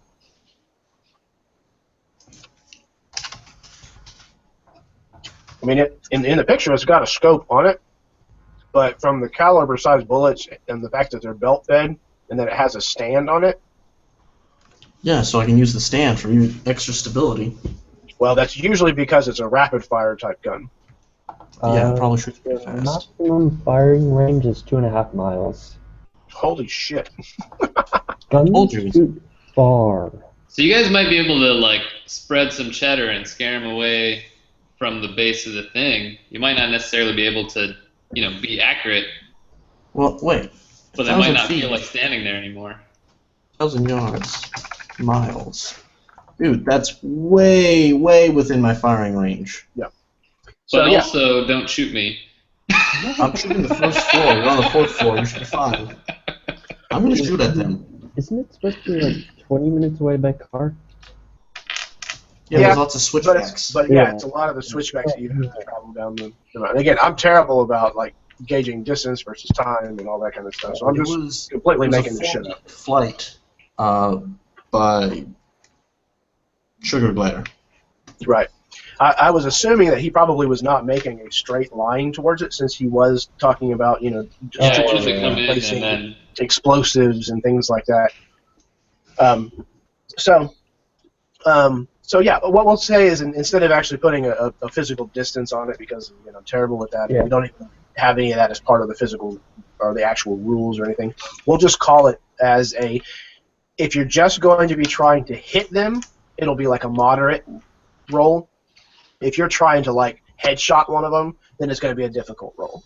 I'm just going to be trying to hit the bodies where they're, if anything, I'm aiming for the largest part of their body because that's where their organs are.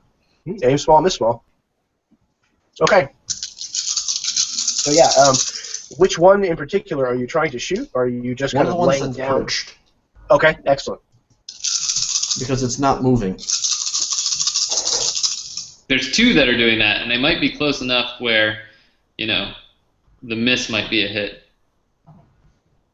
That's true. Okay. Wow, I got almost all 4s.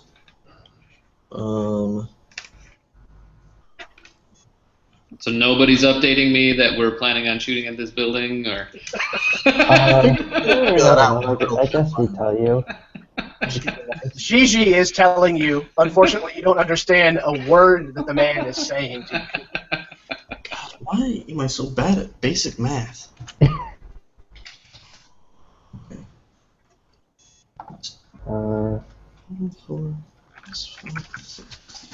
30. I got a 30. That's pretty good. All right, let's see what the raptor ends up with here. They can't defend. They don't know I'm shooting at them. Yeah, they still get a basic defense. No. You gotta have some kind of target number to go up against. Yeah, DC 10, flat-footed. If only. Yeah. Flat-footed touch attack. First range increment, no penalties. Yeah, first range increment. That's exactly right. Okay, so what did you end up with your total again? 30. Okay, fantastic. Yeah. So yeah, you definitely hit one of them. So that one, we will call him Raptor 1. Can we call him Raptor Bob? Raptor Bob is even better than Raptor 1. I like it.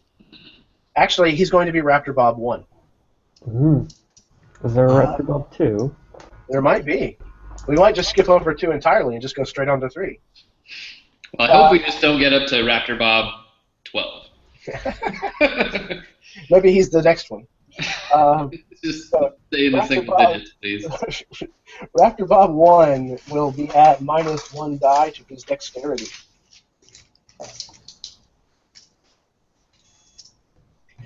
Okay. Daniel, are you also firing? Harlock, are you announcing that you're firing? I pull out my gun. I put it on the roof.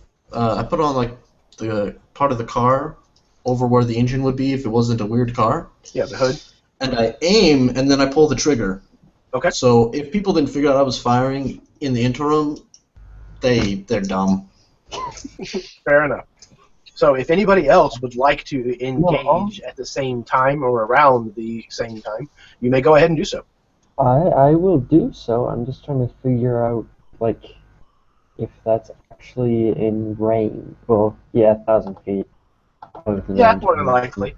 What kind of gun are you using? Even that far. I have like a Winchester Model 70 or something. It's a big That's game. probably... Yeah, then if it's a big game rifle and you've got a scope that you're able to see that far with, you probably would be able to be shooting probably more accurately further out than Harlock's gun, I would say. 10, 15, 20. Okay. You shooting at a different one or the same one? I'm going to shoot at the same one. Okay.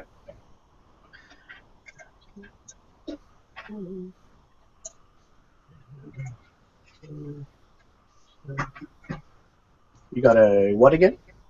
20, I think? 20. Okay. Yeah, 20.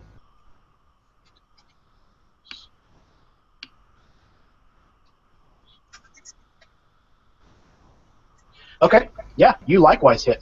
Oh. Wow. Okay. You got a better gun for this. Well, and because they are essentially surprised, I'm only giving them half of what they're rolling. So it's not going to be terribly difficult to hit them at this point. Oh yeah, that rifle would definitely do it. My gun has a suppressor on it, apparently. Good God. I don't know how quiet you can be shooting this size of round, but... Especially with a scope. I guess if you're a sniper, you don't want to give away your position any more than you have to. Oh yeah, wow, 762. Okay, I would say out of the NPCs, ZZ would probably be the only one to engage at this point. Muldoon? Muldoon is one-armed. Yeah, with a shotgun. Okay. So it probably wouldn't do him much good. 2, 3, 1. Okay. God damn it, Muldoon. You need both your arms. He's doing pretty good with just one of them so far. He survived 20 years with that one. That's a 33 for Gigi. Alright. And Raptor Bob 1 is down 2 dice at this point. 10, and he rolled terrible. What's up, Bob? That's 5, and 4 is 9, is 19, half of that. Okay, yeah, Gigi hit him as well. So that's another die down for Bob. Okay. So, Yeti, or Boris even, you hear an explosion of gunfire reports, and you hear some god-awful screeching that accompanies it, and a clamor of activity from downstairs below you. Those of you who are watching from the outside see that the raptors scatter at this point. So inside, I would be, kind of back pressed against the stuff that I have blocking the stairwell, kind of knowing that I have a little bit of range to work with, Sure. and like if I needed to peek around the corner and like do like that with the gun or whatever, I might be able to get in some action that would help defense my position. Right. But if nobody peeks their head around the corner, I just kind of hold tight and try not to give out any signs of where I'm at. Okay. And you are currently wielding one of your handguns? One of the handguns with the other hand kind of bracing the stuff. Okay, got it. So All the right. raptors fled, right? They scattered. One of them was already inside the building. Raptor Bob actually moved into the building as well, but the other one that was perched on his window actually backs out of the window and moves around the opposite side of the building where the fourth one had disappeared around behind. Am I seeing any of these things? Is anybody informing me? Yeah. I will probably give you keeping tactical him- information. Okay. What did you say, Rylan? I would probably be keeping him up to date, even Okay. just screaming, oh god, there's raptors coming. Keep Wonderful. that clear. Harlock, where at? They're over in the back. One's inside, two's inside. 12 o'clock, 6 o'clock. 4 o'clock, right? Can't see inside. Fuck. Alright, well, he just crosses his fingers and waits to see if anything comes of it. Boris, do you have any more explosives on you? I carried 3 grenades. Nothing larger than that? Nope. Damn, you should have... If you did, you could have blown apart the staircase, then they couldn't get up to you. Are these stairs of... I imagine they're of cement solid build, because this is needing to be a fairly strong structure. Yes, absolutely. So if I had a rocket launcher with me, that would be sweet. If you had some C4 left over that you hadn't dropped. I might have kept one thing of C4. I don't know. I have Maybe some I other would roll for finger that. angles here. Yeah, right. If you want me to maybe roll to see if I do or don't have that, that might be okay. I don't imagine it takes up terribly much room, but... Yeah, it depends on the size of the charge you're laying, I would imagine. But yeah, I mean, if you want to see if you held back a little bit, for yourself, as well as a detonator. I'm gonna roll a hitman plus wisdom. Okay. To just be like, Sure. did he plan that far ahead or not? Sounds good. Okay. 12, 18, 22, 25. Thumbs up. Like, yeah, I got one pancake left. Blow the staircase. If nothing, is impeding me from doing so, I kind of, there's a little Velcro strap. He reaches inside, plugs in 2 wires, like, one more dead. Okay, over here. He looks at it, and Harlock would just be embarrassed if that's what he had to work with.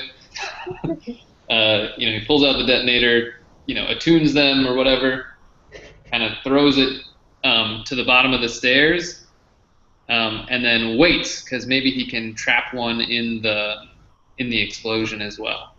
Okay. So what I'm going to Since say. he's behind all this furniture, he's pretty confident that if it explodes and pushes the furniture onto him, that's way better than wasting the charge and then because these things can jump apparently. He's going to wait until the proper moment to kind of make that move. Okay, so to put the pressure on you a little bit here, what I'm going to say is while you're putting the device together, getting the detonators kind of pushed into the plastique and things like that, one of the pieces of furniture that fell the furthest down the stairs, you see kind of get kicked across the open space that you can currently see. Mm-hmm. And you see, some of the little clawed feet step into view and they kind of tap that, that big claw on the ground, and you kind of hear like a low, like a cooing, guttural growl. That kind of like a chortle that they do. Well, if that's what's going on, and he sees it in his, periphery as he's making this happen, he flattens it like a frisbee, and then he tries to get it like right in that hole, and then he's going to essentially detonate on contact. Essentially, I'm going to go ahead and roll a dexterity sort of check for that. I'm going to roll. Yeah, go for it. Dex plus Hitman. For that. 7, 13, 15, 21, 23, 26. To kind of, I imagine it's kind of like there's like maybe a couch and a chair that kind of left like a maybe 2 or 3 foot square hole into which his like claws like kind of like digging around a little bit. And he's just like, hip! And if you can make it right in there, or as close as possible, he's just gonna detonate as long as he can still see that the claw is indeed actually there still. Okay. You get a roll. Wow, that's god awful. I had 3 6s in mine. What was your total? Oh, what did I just say? I don't remember. I think it was like 19, 18. No, it had to be higher. No, it was in the 20s. Yeah, it was like 28-ish or something like that, if I remember. Okay. We'll go back to the tape. 26-ish, 28-ish. Okay. And then this one as well is down that many. Oh, okay. Wow. If C4 doesn't kill a velociraptor, we're all in some trouble. Especially if it's Raptor Bob. He's already in some pain. Yeah. Raptor Bob 1, I should be more specific. All right. Okay. So, because this is definitely kind of a special circumstance, because it's not straight like melee or gun type damage.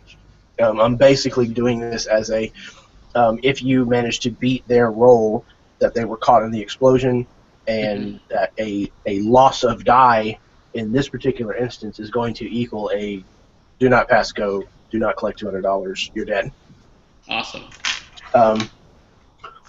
Both of them failed. One of them barely failed. Oddly enough. Maybe he's still got like one claw moving. Yeah. So apparently Raptor Bob 1 was somewhat shielded by Raptor Bob 3 and managed to, we'll say, survive the explosion, just for the simple fact that he wasn't blown to smithereens. But you're fairly certain that the doctor doesn't give a good diagnosis. Awesome. So, I mean, I imagine that means that the pancake went right through the hole, kind of as planned, and then boom, and then how much stairs are left? Yeah, so we're going to say, all right, so you tossed your C4 pancake through the opening in the stairs, making sure that you calculated for explosive radius and all that kind of business, and you blow it, and you hear the kind of wet spattering of one of the raptors, and the force of the explosion and several pieces of furniture collide with you, send you flying backwards into the radar machine. We will say that you suffer, temporarily at least, a loss of a con die. And the stairs, once the smoke and everything kind of clears and settles, you're fairly certain are going to be impassable at this point. For a human? Okay. Is there any barricade left, or is it essentially just a hanging pier over the next level? No, there is some left, but it's pretty strewn about. It's kind of a rubble field, if you will, of what footing on the stairs would still be left. So if you had rope and things like that, you might be able to still use the stairwell to make your descent, but you're figuring at this point you're probably going to have to go down the outside of the tower. Gotcha. Or jump off the top. That's really my initial plan. All right, so let's go back, listen for a few moments and see if there's any additional activity, but otherwise I want to go back and, see if anything actually turned on for that effort. Okay. Yeah, you definitely still hear the generator chugging along downstairs. Still making quite a bit of a racket. And you don't hear anything other than that currently. But the machines upstairs look like, the ones that are still plugged in, obviously, look like they might have power to them, but that they're going to need to be turned on and all that kind of stuff. All right. So I asked Harlock what I do. Turn on the radar machine, and if that doesn't work, we don't need anything else. You're not going to be able to help them land. It's too dangerous to stay in there. Just turn on the radar machine and get up on the roof. Is this one? Is this one? No, the one right behind you. Oh, this one. Okay, I turn. Is this switch or that one down there? The one on the bottom. Okay, I pull this panel out, right? No! He's kind of digging through stuff. He's, he doesn't follow directions. There's a symbol for on. You say the one on the left, and he goes like 2 machines over on the right. Like, is my left? Is your left? It's the same left. Is Russian left or? Stage. No, the American It's the left. same on East Hemisphere as West Hemisphere. Oh God. He's left of Poland, right of Poland. Yeah, so he's digging around, and he's doing his best to follow directions. Kind of keeping his one ear, listening for stuff that's happening. Do we successfully find power to a radar instrument, or? Yes. After a little bit of doing, you manage to power up the correct machine, or you get the right sequence, and you now have the little, beautiful green, circular screen with the little swoop or sweeper or whatever going around. And currently, there is nothing on it. Okay. Is there any way to tell if it is indeed actually using the satellites correctly? So he'd ask Harlock, how can we tell his work? Well, it's sonar based, so it's not going to use the satellites. If you go up on the roof, we can look at the sonar that's up there. Dr. Daniel. Yes. What was it that you did in the military again? I was a secretary, basically.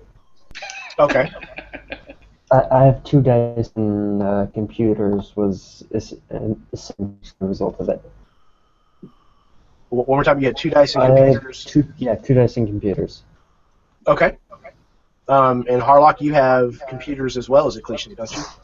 I just have, computers too. Okay. Why don't you 2 gentlemen put your heads together with computers and give me some rolls, and we'll see what you guys can figure out. Sure.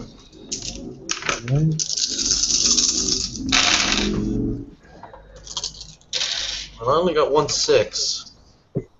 So maybe I'll take the lead if you get more than 1 6. I need to do the dice in my head. I don't have math in my head. I don't have enough dice to do this all at once.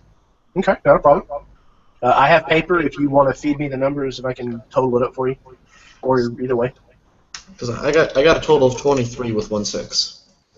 I got 25. With how many 6s? No, with 1 6. Okay, you'll take the lead then. We got 31 total. Okay. Yeah, with Harlock and Daniel's combined expertise about computer technology and things of that nature, and again, perhaps for some reason during his stint in the French National Army or whatever it was that Daniel had spent time with, maybe he's had to do something similar before. He was, sent out when the normal guy, wouldn't do it or couldn't do it or whatever. And he has a little bit of expertise in this field, and they help guide Boris through what he's going to have to do. Apparently, what it looks like is it is working, but the sonar seems to be stuck in place, probably corroded. So he's probably going to have to get back up onto the roof and loosen it. Use some WD-40, it'll work. Yeah, so I presume that they kind of pass on that info, and it's relatively easy to get back out onto the roof. And so then, which one I go to? The one that's not spinning but should be. Is this one? It's the big circle one with the bit. So I need loosen, right? Yes. Okay. So he does something that starts to like Harlock might know what he's up to, but he takes a sniper rifle off his back and starts disassembling it. And then when he gets to the middle of the rifle, he sticks his fingers in a particular hole, and he pulls out a little bit of grease that he would have been cleaning the place with, and then he kind of works it around the area where they tell him that part should be moving. Well done. Beautiful. Okay. Yeah. Do we need to make a roll for this? No, that was too cool. Yeah, it was a beautifully thought out plan, so that's fantastic. All right, so yeah, he kind of lubes up the basis of this sonar detector that's supposed to be spinning, and it takes a little bit to kind of get it, down into the parts that really need it. But because it's raining, it helps, some of the grease kind of run a little bit. And after a minute or two, it finally starts moving on its own. With a little bit of encouragement from the Russian hitman, it starts doing its thing. We will call it straight 3 o'clock at this point. All right. So the plane should be arriving in another half hour is when you're expecting it. So we're going to wait 20 more minutes, I believe, is the plan. Yeah, so I'm going to go start, physically watching the radar and see if we got anything moving around. About how far you think I can see? The range should be written on screen. Okay, is this kilometer? What is this miles? Nautic miles? Does it say KM? Okay, let me. Yes, okay. I can't. What do you see? And then he points the camera right at the wrong part of the screen. So all you see is I see one green line.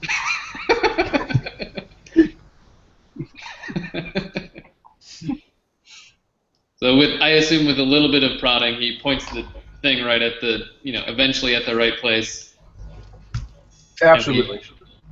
We figure out that it has a range of, I don't know, 20 miles?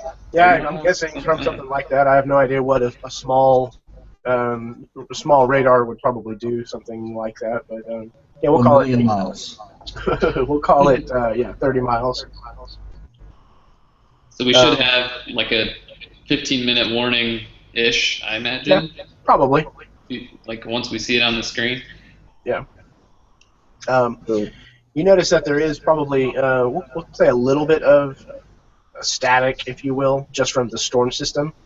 But it's nothing that like obscures the readings all that much. Gotcha. Well, my plan is just to hang out at this point. I kind of want to, check the windows every once in a while, keep a lookout, but mostly, going back and forth between watching the radar. I have a question. Did we see any of the other raptors leave? Sounds like we killed 2 of them. Did the other 2 flee, or are they still just hanging out? If you keep a close eye down there, you do see the other 2 still poking about. Oh, fantastic. And they will make their way inside the building. I have a question. Do they ever stick their heads on an area where I can shoot at them again? They absolutely do. I shoot at them again. All right. I think I'm going to join in. All right. Might not be a bad plan. I'm going to do my best to kill giant lizards. That's what you're here to do, kind of. Well, that was my primary purpose of being hired, was to kill giant lizards before I kill anyone else. It's a life ambition, kind of thing.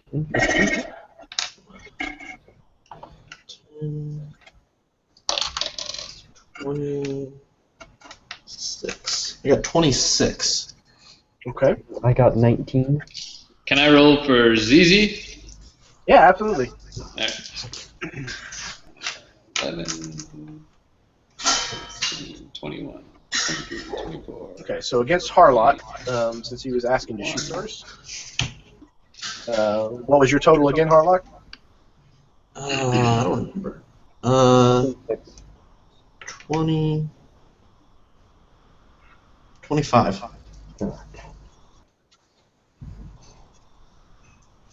Or 6? No, Okay. 25. Okay. You hit one of them. We will call him Raptor Bob 4. Okay, one of these has to be female, though. Well, Raptor Bobette 4, though. Okay, Bobette 4. Roberta. I already wrote down Bobette 4. That's cool, too. The other one's Roberta. They're both girls. Okay. So, are you shooting at the same one, Daniel? Or are you shooting at Roberta? Yes. Concentrating fire is a good thing. All right. It absolutely is. Uh-oh.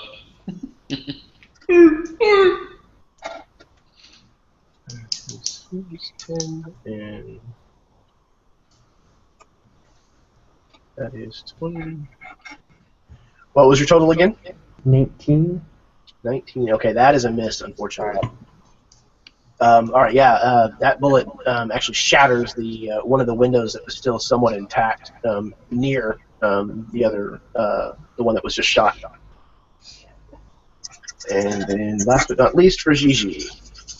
Are you shooting at the same one? Sure. Yeah. Okay. I think that would be his instinct. I rolled a 37 for him. Okay, excellent.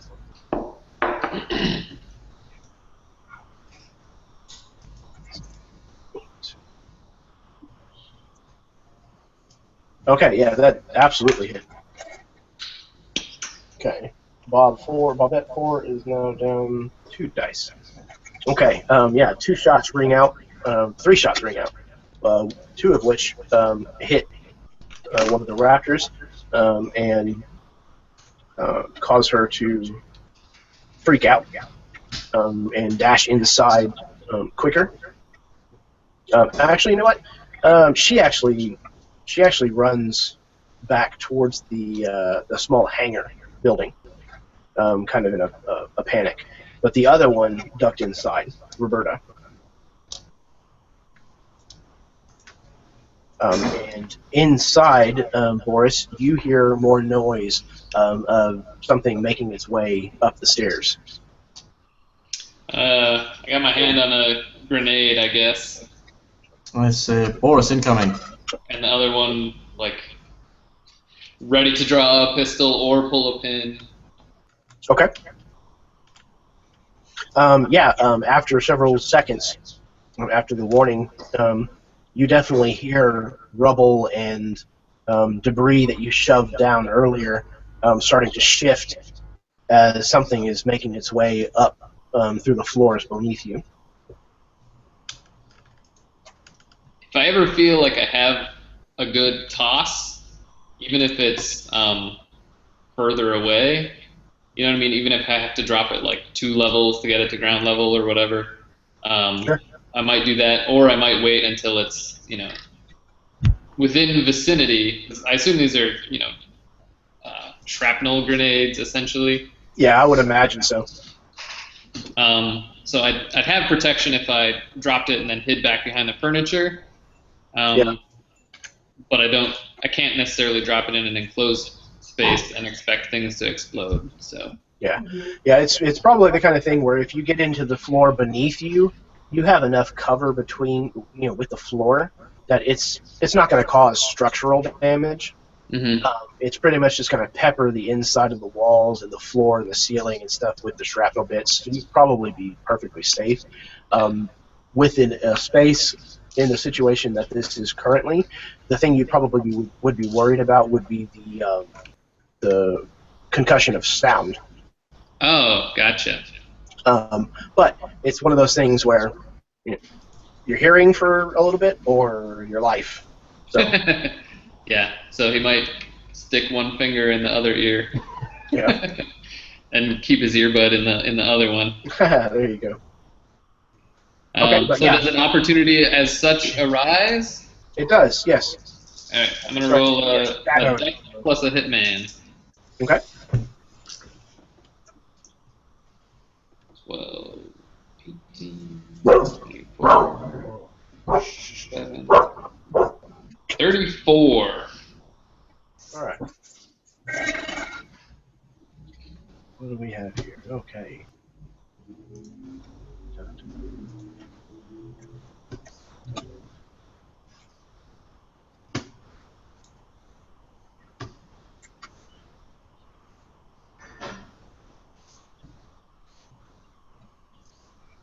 What was the total again? 34. Excellent. Okay. Yeah.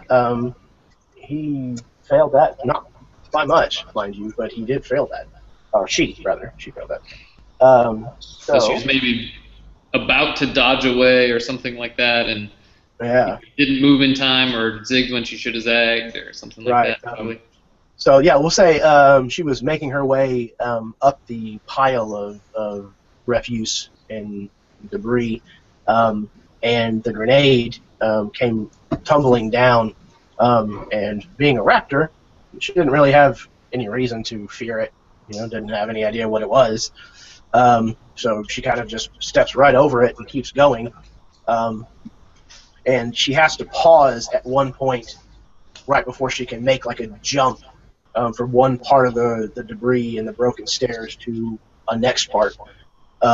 And just as she kind of hunkers down and gets ready to jump, the grenade actually goes off and flings her body up in the same direction where she was just about to jump. So her body actually comes flying up the staircase. Oh, crap.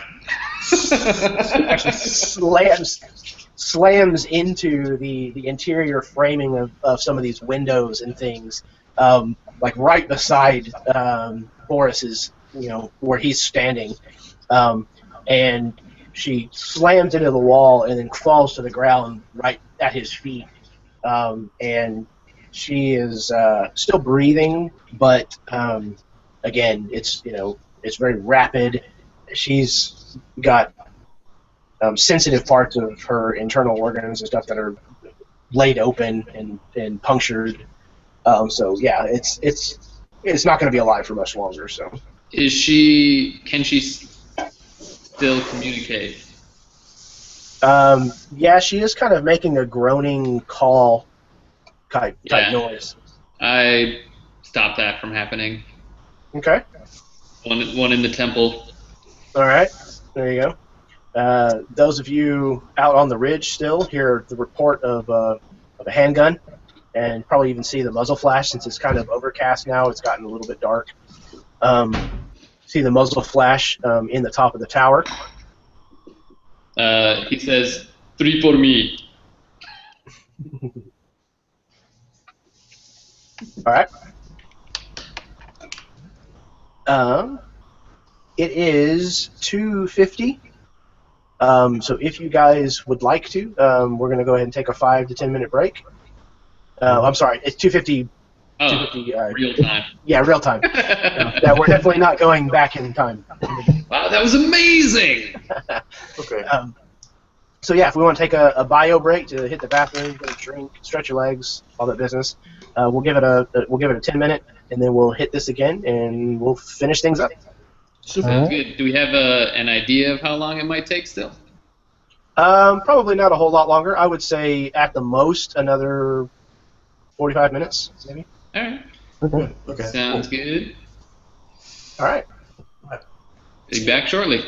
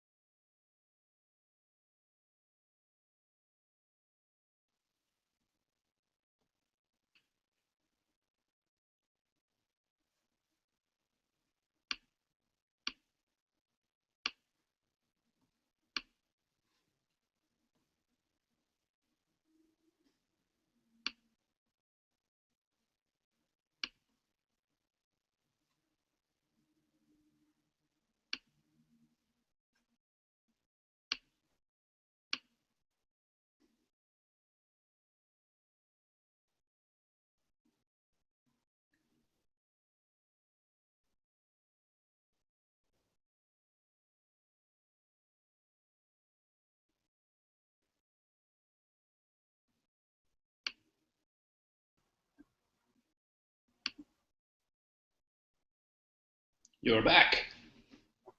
From outer space. You got that look upon your face. It's true. It's all right. I will survive.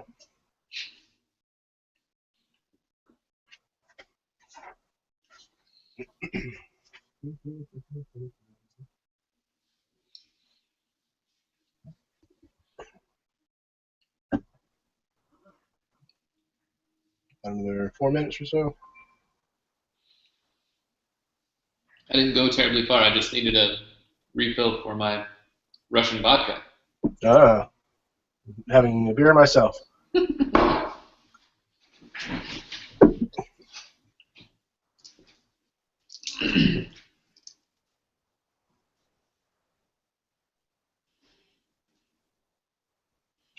looking forward to seeing if this plane actually shows up. I'm not entirely sure that's going to happen. We shall see. We shall see, indeed. Yeah, it hasn't overall run quite exactly the way that I had expected it to, but that's kind of just part of the par for the course, as it were. And overall, it's been fun, I think. Players never do what you expect them to. That's rule number 1. That is very true. We're expecting more on the trip, or no. Really, the unexpectedness has come from, well, it's kind of a two-part. One is the system just not quite working out the way that I had hoped. Again, I kind of initially designed it to be more played at the tabletop, and right. When I started trying to translate it, if you will, into play-by-post, there's just certain elements of it that wouldn't work. So I had to make some changes to it and stuff like that, and they just didn't turn out to be quite as smooth as I'd hoped. Gotcha. But you're talking about the group roles and roll till somebody's done or something like that. Yeah. Well, part of what I had initially intended on including in this was kind of it's a system called Rivers and Lakes. Mm-hmm. It's a really independent kind of thing, and I don't even know if there's actually even a published book where you can get it. It's just a PDF that I found actually through Giant in the Playground, and it involves rolling your dice up front and then spending those for your attacks and defenses. Ah, interesting. And it's a really fun system. It's very fast-paced. It's very reactive to what's going on. So what it's originally intended to capture is wuxia or kung fu style fights. So a lot of people use it for things like Avatar, the Last Airbender, or just straight kung fu, or I've heard people suggest things like using it for Matrix role playing, or Jedi fights, things like that are with a normal role playing game, where the turn based, you take an action and a movement, and then you take an action and a movement. It just doesn't quite capture that back and forth. Right. And Rivers and Lakes captures that really, really well. And I had intended on it initially kind of using that as the way that the combats would resolve themselves rather. Cool. But that's really hard to do with play-by-post because having a bank of D6s that you're storing and then spending through weeks, if not months. Yeah, it can be a little meticulous. Right. Having to go back, a page and a half to find where you have your D6s that you got listed out or whatever. It's just yeah. And there's no point in having a rapid-fire, fast-paced combat when it takes a week to go through one round of combat. Right. So that's the one part that didn't work out quite the way I was expecting.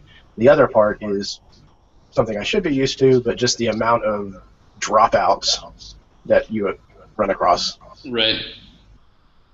It's difficult whenever you set out with having 8 PCs and you end up with 3 at the end. Right.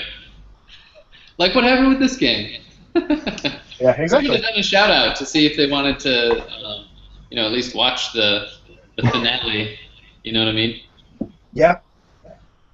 I don't know. It's always kind of tricky to figure out exactly what causes people to leave a game. Sometimes it's as simple as they started posting because they were on spring break, summer vacation, whatever, and then school started back up, and they didn't have time for it anymore, and it just slipped into the back of the consciousness and just got forgotten about. Right. And then you have the other end of the spectrum where it's the things get really bad between the person who's running the game or another player and this player that decides to leave, and then it gets ugly, and then they walk away, which unfortunately I have had to deal with before. Yeah. And then you have the ghost people who just disappear, just you have no idea what happened. I think that's the most common. Yeah, absolutely. What are we talking about now? Just drop rates on Giant in the Playground, forum, play-by-post. Oh yeah, it's pretty rough. Yeah. So now I have since come to kind of expect like a 50% dropout rate, which is sad. I like your solution of if you drop for a significant amount of time, then you just become chum essentially. Yeah. I have found that lights a fire under the ass of the players who will kind of host, somewhat, but it doesn't always, mind you. But for the most part, it'll kind of get people to at least check in on the game on a fairly regular basis. And then on the other side of that, what it really helps with is narratively, when you're telling a story, if you don't have characters that the main character cares about dying, then it's kind of hard to make it feel like a dangerous situation. Mm-hmm. So the thing is, if you don't post or contact me and let me know what's going on for a month, then your character becomes mine to do with as I wish. And I don't wish to NPC your character for very long. So you become a plot device. There you go. But that will never happen to Fedor. Fedor? Fedor. Fedor? It's not ringing a bell. Am I? No bells for me either. Oh, Spider. No. The V is pronounced like F. Oh, there you go. Oh. Okay, well then, yeah. Now I'm on board.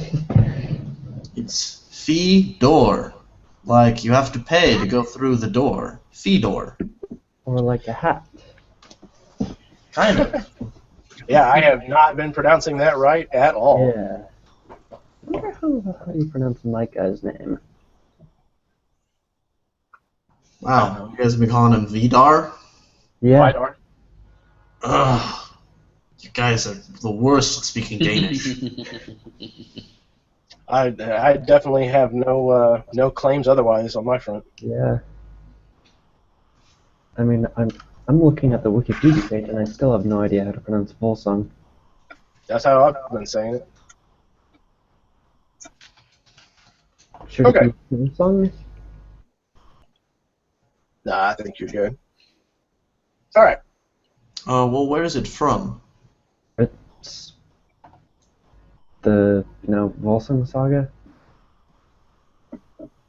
Norse. Okay, the Norse one. Because I looked it up and there are a couple of other things that are referencing it. All right. You guys ready to get back into this? Ready as I'll ever be. All right. So, the Roberta, as she lays there dying and then gets one put in the brain pan by Boris. Is she had called out the Roberta or Bobette 4 from near the hangar. Also begins calling, and the call changes and starts to again kind of give that barking, kind of noise, and you're fairly certain, Boris, that you hear an answer off in the jungle. Wait, which left? No, just you just hear it. You hear a noise off in the jungle. Okay. It's to the left in front of you. Right. The forward left. That one. Yeah, and it sounds like several, actually. Oh crap! Is there any chance that one of my explosive devices was out that way? Roll me a d6. If it's out in the forest, I don't think so. Well, no, the one that Harlock. Oh right, yeah, the crash course one. Yeah, there Is you there go. any chance over that way? Sure. What the hell? Why not? Okay, the video feed is still working. Do I see any of them? You do. You Boom. see several of them converging on this bone graveyard type area. Okay, well, when most of them are within range, I go kaboom. All right. Go ahead and give me some kind of roll here. We'll do, I guess, maybe engineer. Sure, engineer plus anything or just engineer? Yeah. You can add. My smartness? Yeah, intelligence or wisdom, one of the two. Yes, the best roll I can possibly make. There you go. That's 8. Doing what you were born to do.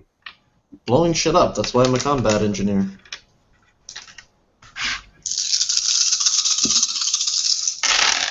Oh boy, that is a lot. Let's see. Well, that's 10, 20, 31. 31. Kaboom. All right, 31. All right, we will say that you got a further 3 of them in that explosion. Very nice. Rebecca. What's that? Rebecca? Rebecca, absolutely. Yep. Tim? Tim, yep. Goodbye, Tim. And Jeremy. May you rest in peace, Jeremy. You had a great game.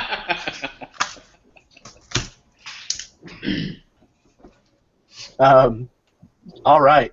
So yeah, 3 of them get caught in the radius of this explosion from above. So it sent shrapnel and concussive and fire and bits of broken wood and things kind of showering down upon them with the kind of force that only explosion kind of create.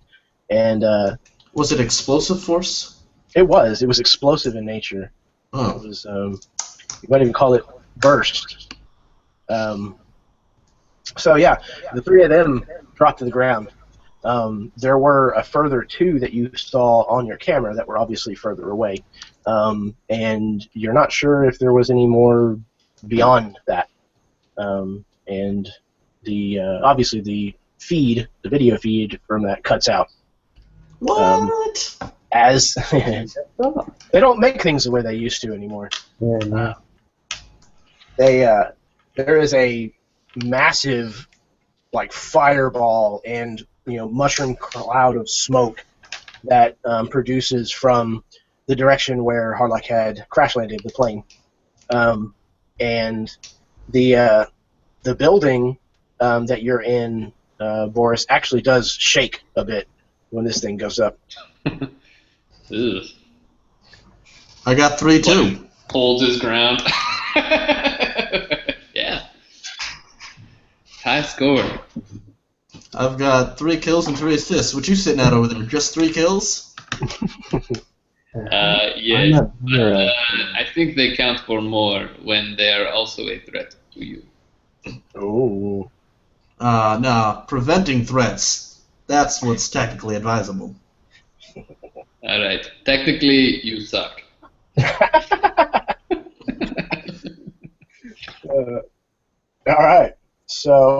So you've got half an hour, give or take a bit, until this plane arrives. So is there anything that anybody would like to be doing in the interim, or should we just press forward with what's coming out of the jungle? Coming out of the jungle. Jungle. All right. Are these things fearless? I mean, shit's been blowing up left and right. Don't they want to run away from all the death? Well, it depends on how hungry they are, I would imagine. Oh, God, I'm going to have to shoot them all. The only thing that I would want to make sure to do that I haven't mentioned yet is to, kind of gauge my path or exit out of this building. I'm going to roll a wisdom plus daredevil again. Sure. Just to be I will help you plan. I will roll an extra d6 then. Like, if I jump out of the west side of the building, there's a little more room beside the ground, or maybe I see where there might be more wind than the other place, or similar such. Yeah, away from where you dropped your explosives. Right. Oh, I got no 6s to help you with, though. That's all right. You were my ally, so I added 1 die. 8, 12, 15, 19, 23. All right. Okay.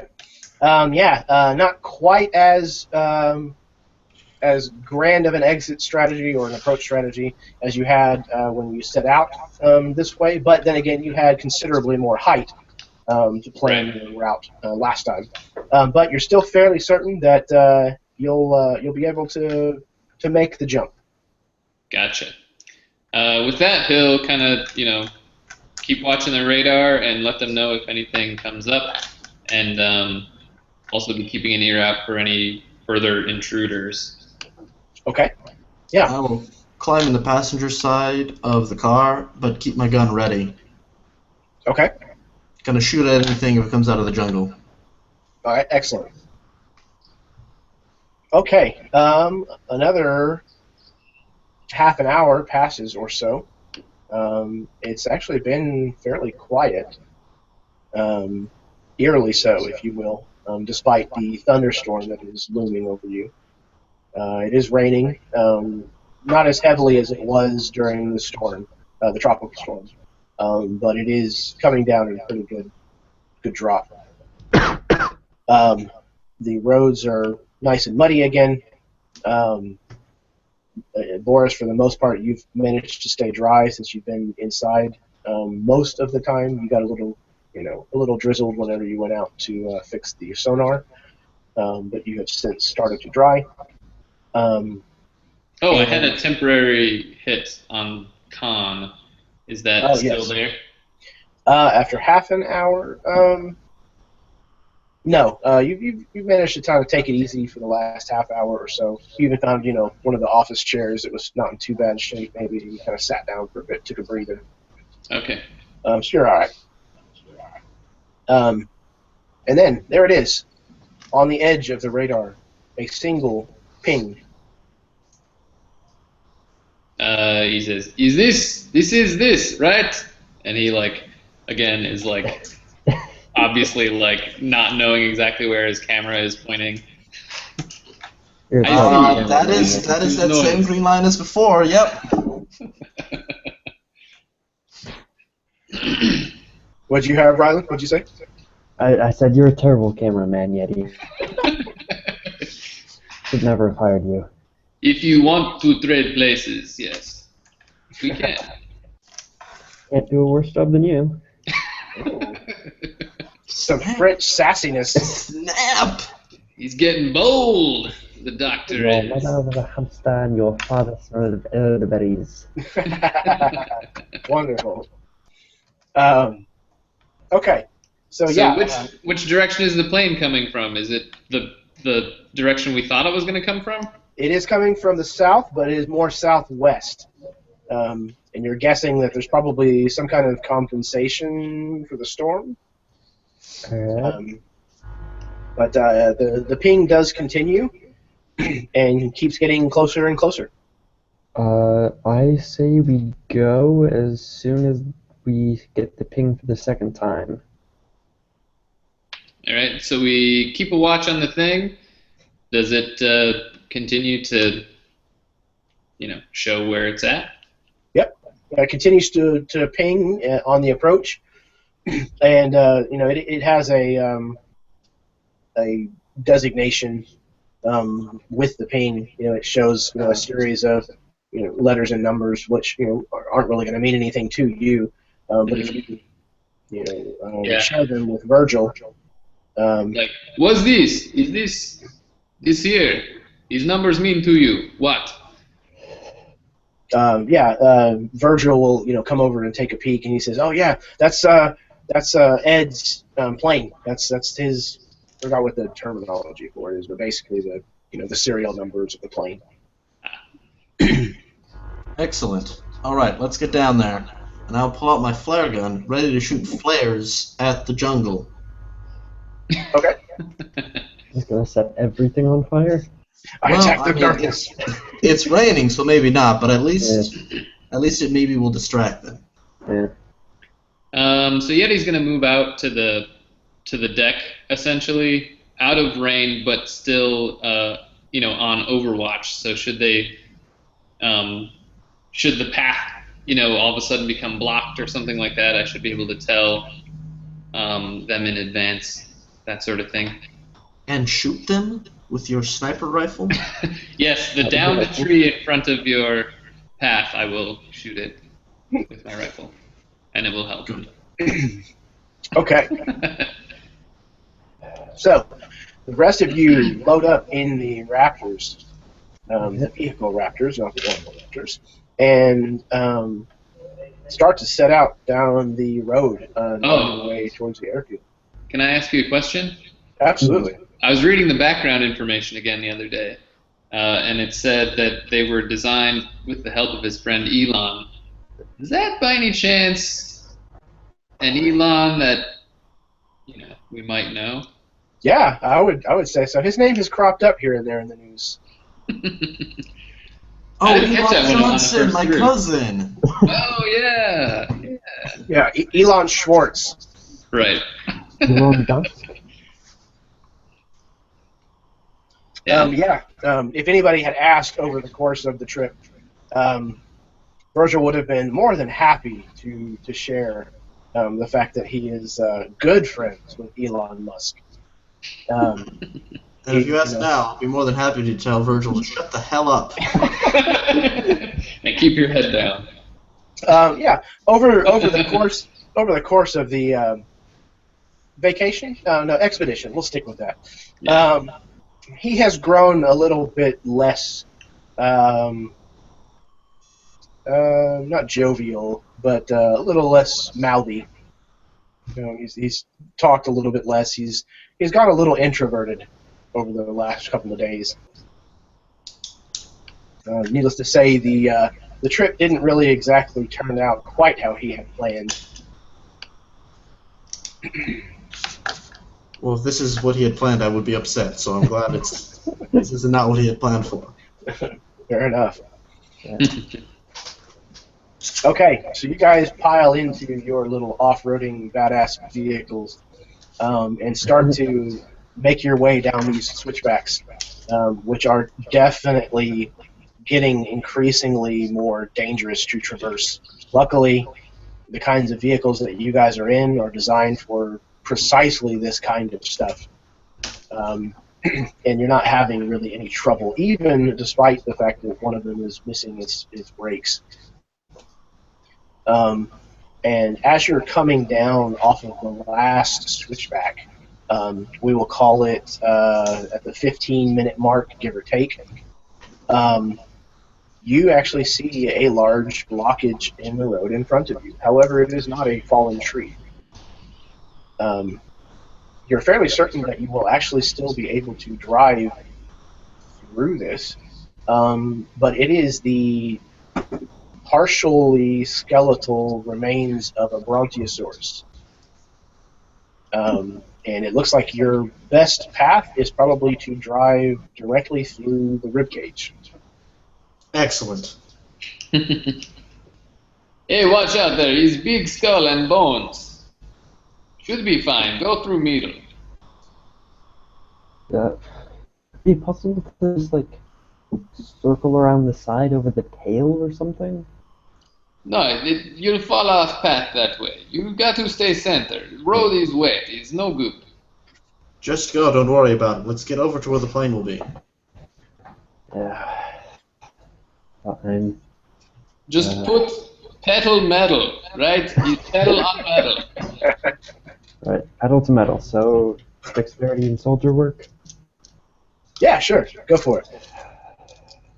And I'll make one for Virgil here too, because he's driving the other one. 13. Shit. 15. 15. Okay. Let's see, can I assist somehow? Yeah, I would say so. Good. Dex of 3, and then we'll go with adventurous for another 3. Survivalist and intelligence? Yeah, let's go with wisdom. The survivalist is fine. So. Ugh. No, wisdom is the worst. I hate wisdom. It's good if you're well, I got 1 6, so there you go. Alright, 21. Excellent. Okay. Let's see. That's 10, 20. Virgil got a 28. So he actually manages to navigate it fairly easily. No, you stay on the right side of the spine. Right side of the spine. You're on the wrong side. Go to the other side. I'm trying to get to the other side, Yeti. Again, Boris is yelling about the wrong right.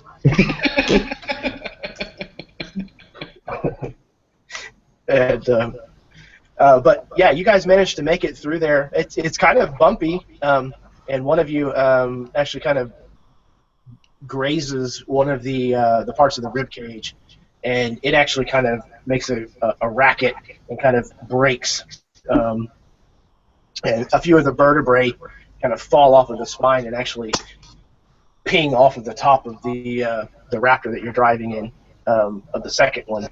But you managed to get through it with no further molestation.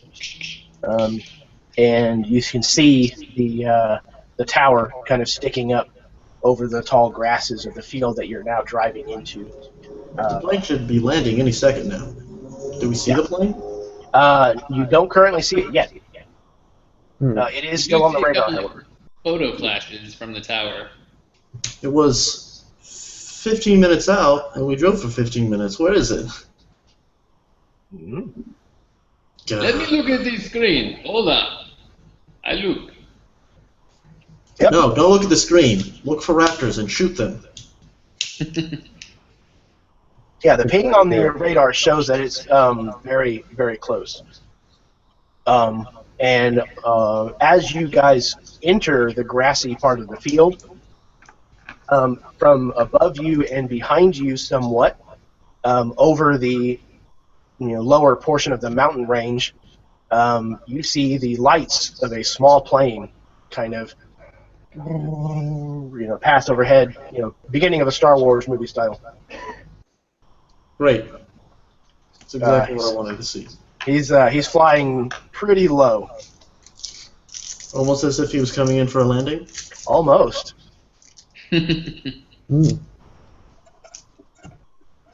How far away am I from the raptors and or the landing strip? The raptors, you're not entirely sure of. You haven't seen them. Since the raptors, the vehicle. Oh, I see. I'm sorry. Yes. Yeah, a DM should have named that as something better. What an asshole. He thought he was being clever. So, from the raptors entering the field, you are probably about 5 minutes away from them driving.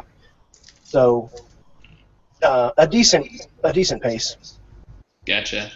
So he's like, maybe I can catch a lift. Yeah.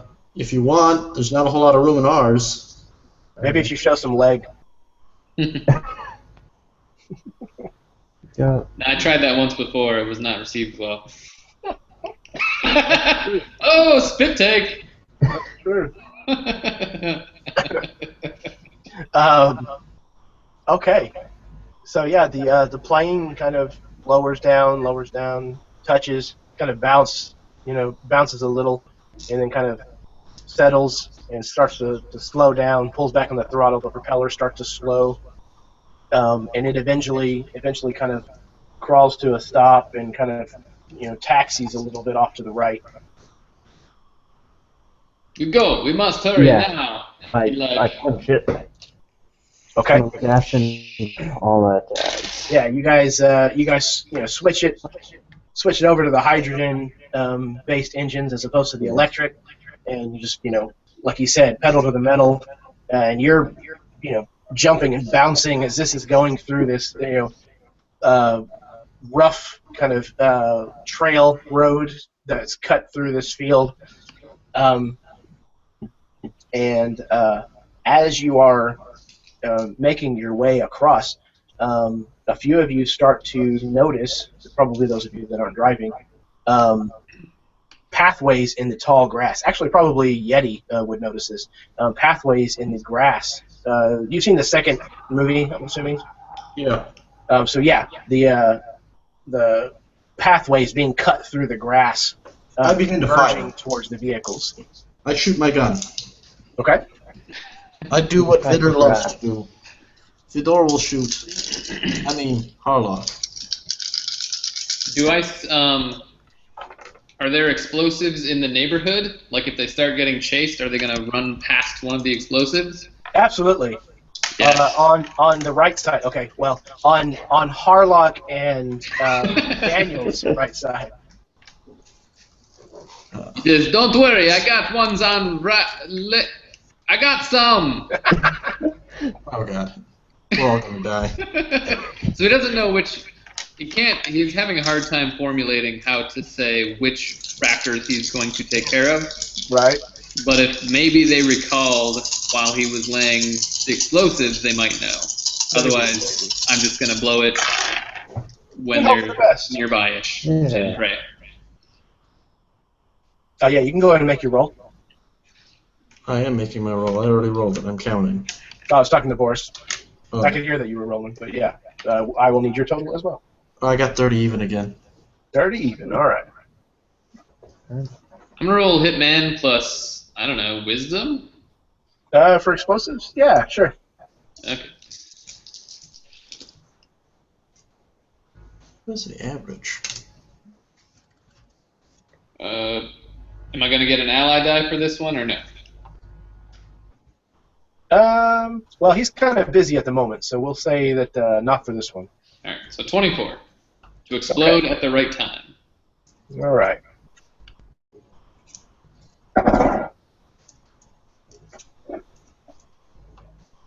Oh, actually, no. I can roll to assist Harlock, can't I? Absolutely. I should probably do that just to, like, keep the, try and, like, not... Well, he's in the middle of firing. Sure. Didn't roll any sixes. Avoid, most of the worst speed bumps kind of thing? Yeah. Yeah, but no sixes. Okay. Zizi should shoot too. Yeah, somebody wants to roll for him, that would be fantastic. How much does he roll? I think he's got a 4 dex. 90. There you go. 9. Oh, he's a better shooter than I am. Yeah, he's kind of a quiet badass. What's up, Oscar? Okay. What's that? I said, what's up, Oscar? I was shouting out a viewer who just let me know they were watching. Nice. 37. He got 37. Okay, 37. All right, let's see. We'll do Harlock's first. We've got. What was your total again? Harlock was 30. 30. Yeah. Okay. You're semi-blind firing into the tall grasses, and you managed to definitely hit one. This one's name is George. George, but with a J. Of course. At the end. George of the Jungle. Exactly. Okay.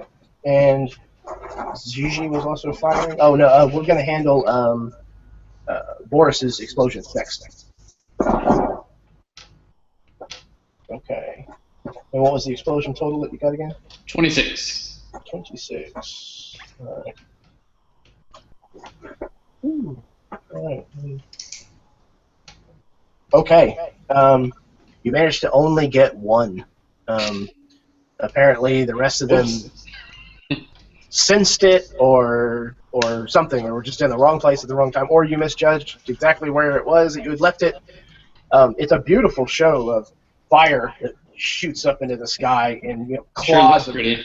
Yeah, absolutely, clouds of dirt and stuff, fling everywhere as the darkening sky. It's kind of a grayish blue, turns suddenly brilliant orange and fiery for a moment. But this beautiful shot, naturally, that in the background as the two silhouetted raptors are, zooming through the grass. That's me flipping to record mode. Absolutely. Okay, and then finally with Gigi's shot.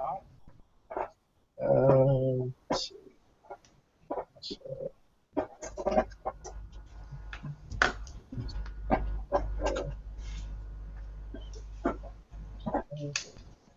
Okay.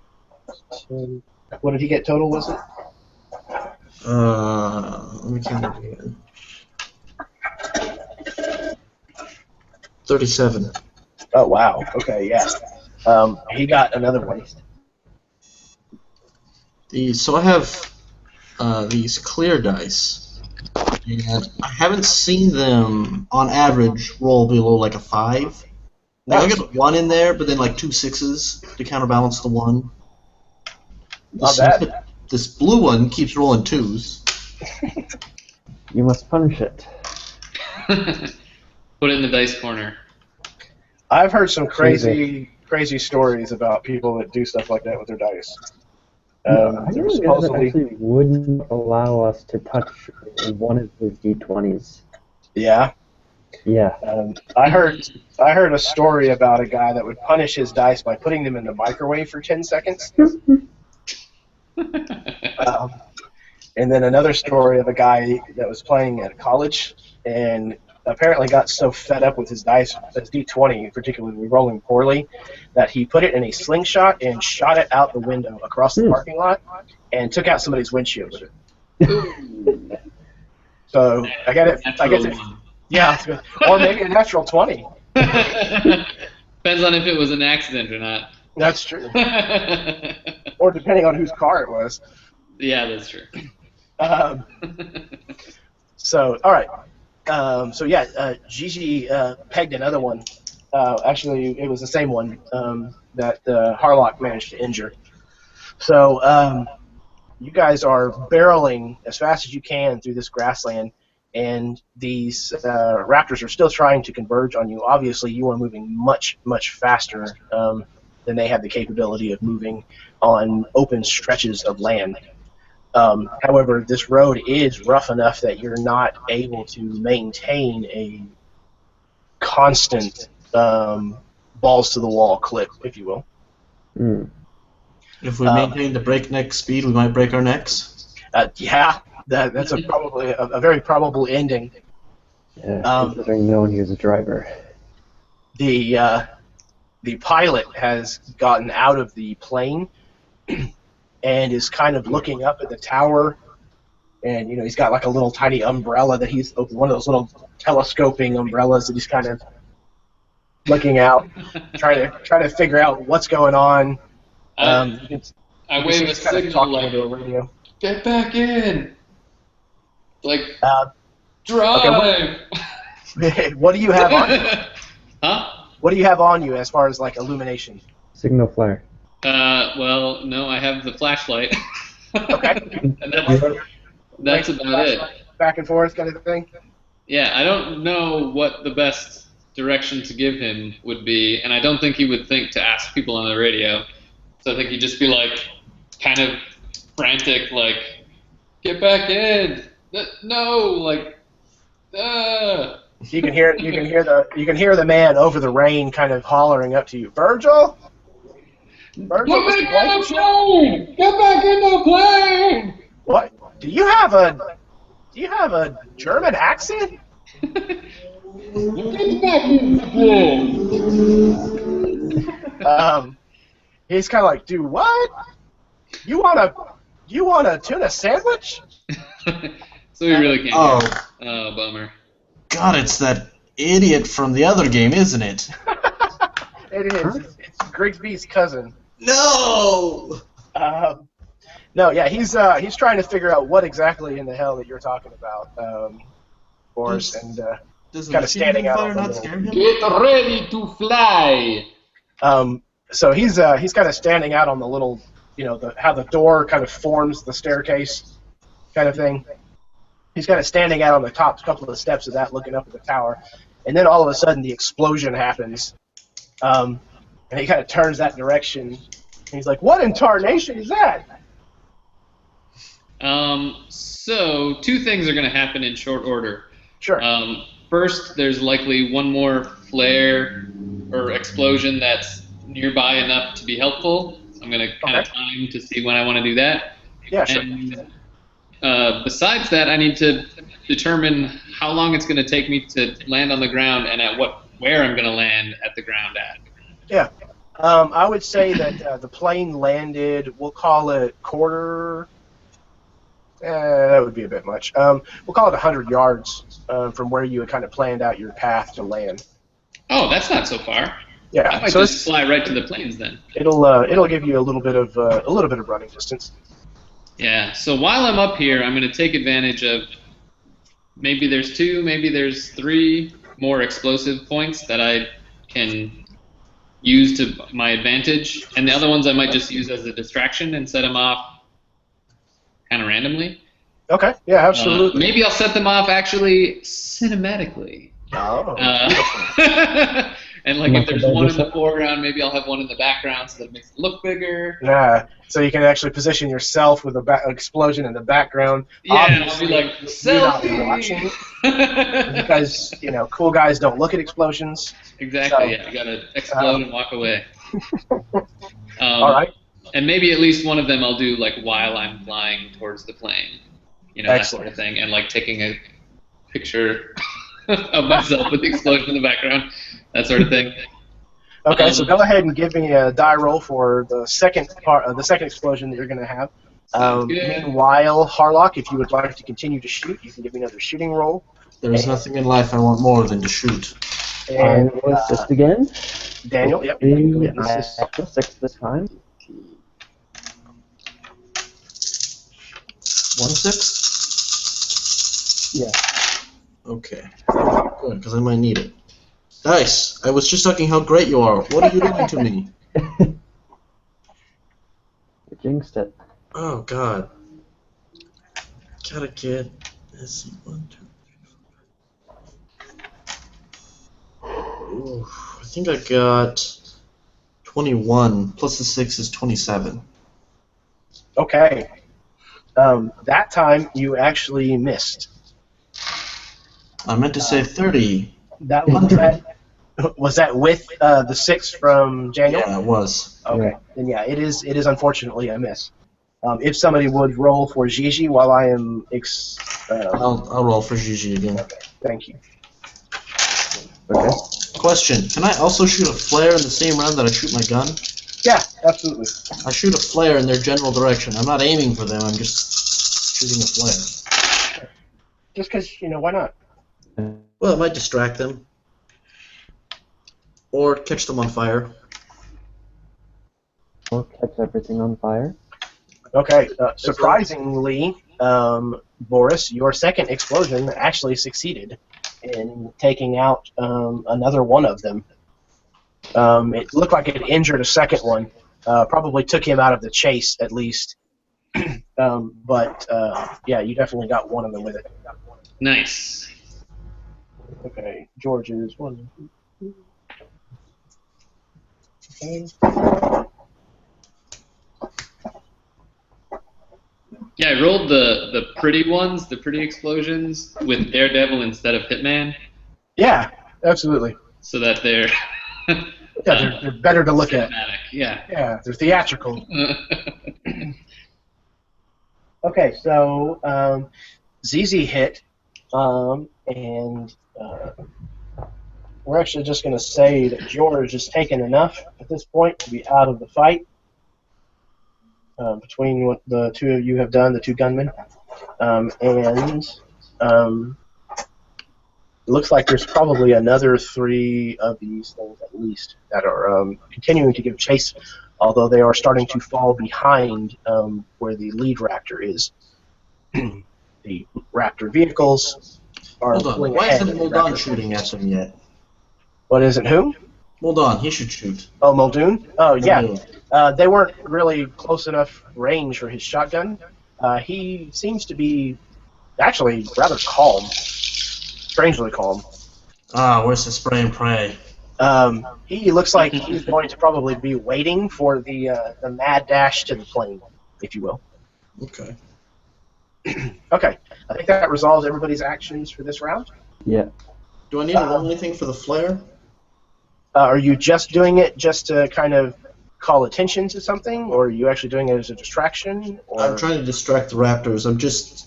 Maybe they'll see the flare and be like, oh, I should see what the hell this flare is. Okay, yeah. Let's do a charisma, we'll call it. Charisma? What the hell? Yeah, it's kind of a deception type thing. But I don't have any charisma. You should smile harder at that flare gun. No, you don't. You don't understand that the picture I picked is Doonga, a Doonga. Yeah, I know. It's an awesome picture. He doesn't smile. He just looks serious and scary. Maybe you can pay the flare gun a compliment. I don't think so. Am I just rolling charisma, or am I going to add something to it? No, yeah, absolutely add something. Whatever. Okay. I'm gonna add engineer. Perfect. Or soldier. One of the two. They're the same dice number. That's a little bit better than I was thinking. I got 18. 18. Okay. These things have... Versus their charisma, which they have none of. It's actually going to be during or versus their wisdom. Which they have none of? It's not as good as their intelligence, but, you know, as Muldoon told you, these things are smart. Like problem-solving smart. Yeah, but they don't know what a flare is. That's true. They'll see it and they'll think it's delicious because they're stupid. Okay, what was the total again? I fucked with my dice. I don't remember. Okay. I think it was like 18 or something. That sounds right in the right neighborhood at the very least. Okay. So yeah, one of them peels off and actually starts chasing the flare. The other two, however, maintain their present course. That's enough. That's exactly what I wanted out of this, and we're good. There you go. Okay. So what else is going on? That was the end of the round, I think. Mm-hmm. So next round, what are you guys wanting to do? The pilot looks kind of frightened. How much time has passed? Like, how long till they reach the plane? We're going to say that they are another 2 to 3 minutes out. Gotcha. And closing. All right. If that's the case, that's probably how long it will take me to get to the thing. So my next action is going to be, and I already rolled for it, flight off of tower, and then while I'm in flight, I'm going to take that opportunity to look really bomb and take some shots at the things while I'm flying through the sky. Okay. And make the beautiful explosions, which I rolled for earlier. Gonna go full action movie on this. Exactly. 100%. All John Woo. Rico Rodriguez. Well, with the number of explosions, I think this is Michael Bay. Oh, that's very true. Well, that's actually going to be when the tower behind you explodes, and the trees start exploding, and The ship might flare at the tower. Does it explode? the Yes, this is raptors a Michael explode. Buchanan. There was a gas tank behind the tower. Exactly. And Megan Fox makes an appearance somewhere for some reason. To get attacked Oh, by the raptors. she's the pilot. Exactly. He's actually going to zip off his, his pilot suit, and it's actually, Megan Fox underneath. So, okay. Let's see. Okay, so for Yeti, there you go. Minute plot, okay. I'm assuming, Harlock, you are continuing to fire, and God damn it. try to assist with your driving. Yes, but once again, I rolled 0 6s. Okay. And you're having a tough time. It's a bumpy road. Not been a great couple of rounds for Daniel, no. Hey, at least he's keeping it on the road. And alive. And alive. Okay. 27. Okay. I'm gonna roll ZZ next. Okay, 27. Okay, that will actually hit another one of them. Good. This one's guy's name is Go for it. Georgi. That's Macedon. exactly what I was going to write. I'm lying. That's Georgi. It's Georgi. Georgi. Of course it is. This one is from Macedonia. Excellent. Oh God, I don't even want to count this. There's more 6s than there's not 6s. ZZ shot something to death. Yeah, that's excellent. 100 shots. Between the two of you, Georgie is now, we'll call it, half health, and is not entirely sure that he wants to continue the pursuit, but is kind of doing so at the behest of the other one. So we'll see. Your shot, Boris, were you shooting Georgie as well?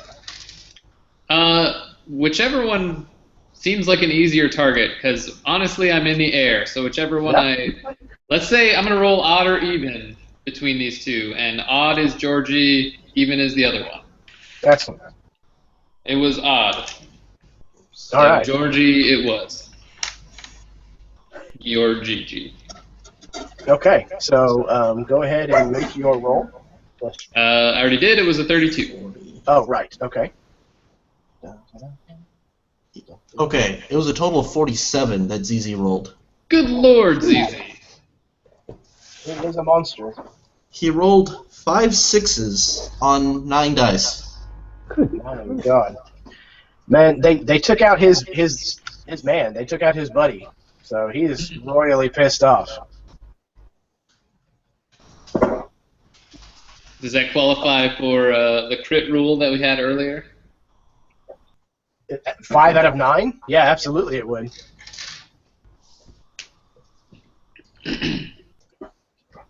Okay, yeah, and with that roll, we will say that Georgie is down. He goes down in the dirt. So you have one that is continuing the pursuit of the vehicles in the direction of the plane, and the other one that ran off in the direction of the flare. Okay, Boris, you are airborne and headed towards the plane, and where the two raptors are quickly making their way that direction. Did you give me a roll for your actual flight itself? I did. It was a 27. 27. Fantastic. Thank you, sir. Okay. Beautifully. You make another flight. It's a little bit tricky in the pouring down rain, but you manage to kind of adjust for where the plane is, and you end up landing right about the time that the raptors are zooming past you, and you've got about a 50-foot run. Or no, I'm sorry, 50-yard. About a 50-yard run to the plane. I quickly ditch the suit. I presume it has some sort of quick release. Yeah, mechanism. it's all James Bond tearaway style. Exactly. And I just start hoofing it. I say, "Don't wait for me, but cover me." All right. I will do both. Okay. So then, what are actions this round? Boris landed and is removing his suit and is breaking into a run. What are the other two of you doing? Is there still the leader still alive? Is who? The leader of the Raptors? You said there was one that was a leader. Well, yeah. I mean, you're assuming that the one that was trying to convince Georgie to continue running is kind of a pack leader of some sort, an alpha, and is chasing you continually. I'm going to tell ZZ to shoot that one, and I'm going to shoot it as well. Okay. And Daniel, if you're continuing to help driving. Hope like hell I actually roll a 6 this time. Please do. Please do. I'm in the line of fire. Thanks, Erasmus. Warm them up. Got 1 6. Okay. Woo-hoo! There you go.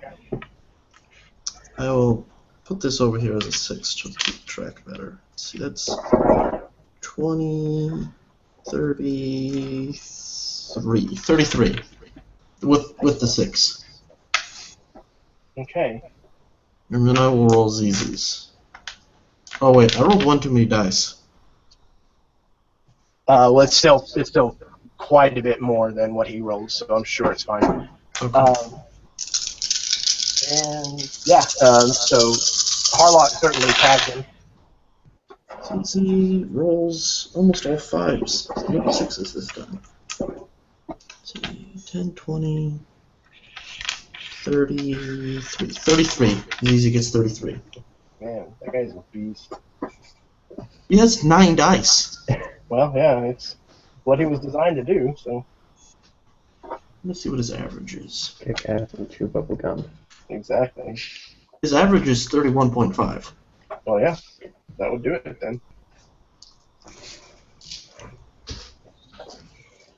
Plus, I'm pretty sure that these dice... Okay, yeah. Even with how high this this particular raptor named Mandy rolled, Gigi still tagged him. So that means another die loss. So it is down 2 dice. Get out of here, Mandy. Is this the clever girl? I bet it's the clever girl. There you go. Obviously not the other one that chased the flare. That one's not clever at all. It's actually sitting over there chewing on its own foot. The special raptor. It's trying to eat the flare. Delicious. That one gets to stay alive. Okay, so here's what happens. Boris lands and tears away the suit and is starting to run after the raptors as they bound past him towards the airplane. The pilot is kind of ducked back inside the plane, kind of peering out around the doorway, going, "What in the hell?"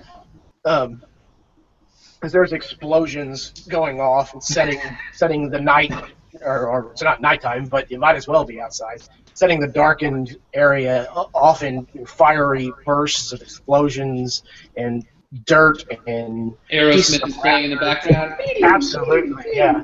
Steven Tyler is just wailing on that microphone with the handkerchief hanging off of it. And you guys come sliding up to a stop in the Raptors, 10 yards or however far away from the plane. And I'm assuming that you guys start bailing out of the vehicles? Yes, but I'm going to take a shot on the run. Okay. Yeah, probably gonna do the same. Okay. I'm just taking. If I take any time to draw anything, I will be wasting that energy. So I'm just full sprint. Any extra effort I have is going towards moving faster. And again, I'm going to try and take out this leader. Okay. Well, the leader's the only one left at this point, isn't it? The one that ran off to chase the flare is unaccounted for currently. Oh. Good. We're gonna call that one Steve. That's a good name. Oh, fuck. I missed. 14. There's no way it's going to roll this low. Did you say 14? Yeah. Me too! Oh, hey, cool, we're buddies. Is there something bad that happens if I roll more ones than anything else? Yeah, I would say so. You know what? Because this is the very, it. very end of this, your gun has jammed. You've been firing so much, so quickly, with such quick succession, that the barrel has just failed on your gun. Ooh. Oh. That's less than ideal. Good thing you have a pistol. Good thing I do have a backup pistol. And a K-bar knife. And a K-bar knife. Though, getting into a knife fight with a raptor is a recipe for vivisection. Well, it doesn't have a knife. I'll win. You brought a claw to a knife fight, you damn fool. That's not a knife. All right, let's see. Oh, wait, when Kip died, did he have a big knife? When who? Kip died, did he have a big knife? He was Australian. Oh, that's racist. Not likely. I don't know if he had a big knife or not. I actually don't think Kip carried a whole lot as far as weaponry goes, if I recall correctly. It's not the size of the knife. Exactly. It's how you wield it. Oh, I see you played Knifey Spoony before. Let's see if I can navigate to his character sheet real quick. I doubt that he did, though. But he was Australian, and not to be racist, because that's not a race, but to go ahead and be nationalist. All Australians carry large knives, even the babies. They're actually born with them. My flatmate would disagree with you. Your flatmate must not be a real Australian. He's probably not on vacation. He's probably kicked out. Let's see.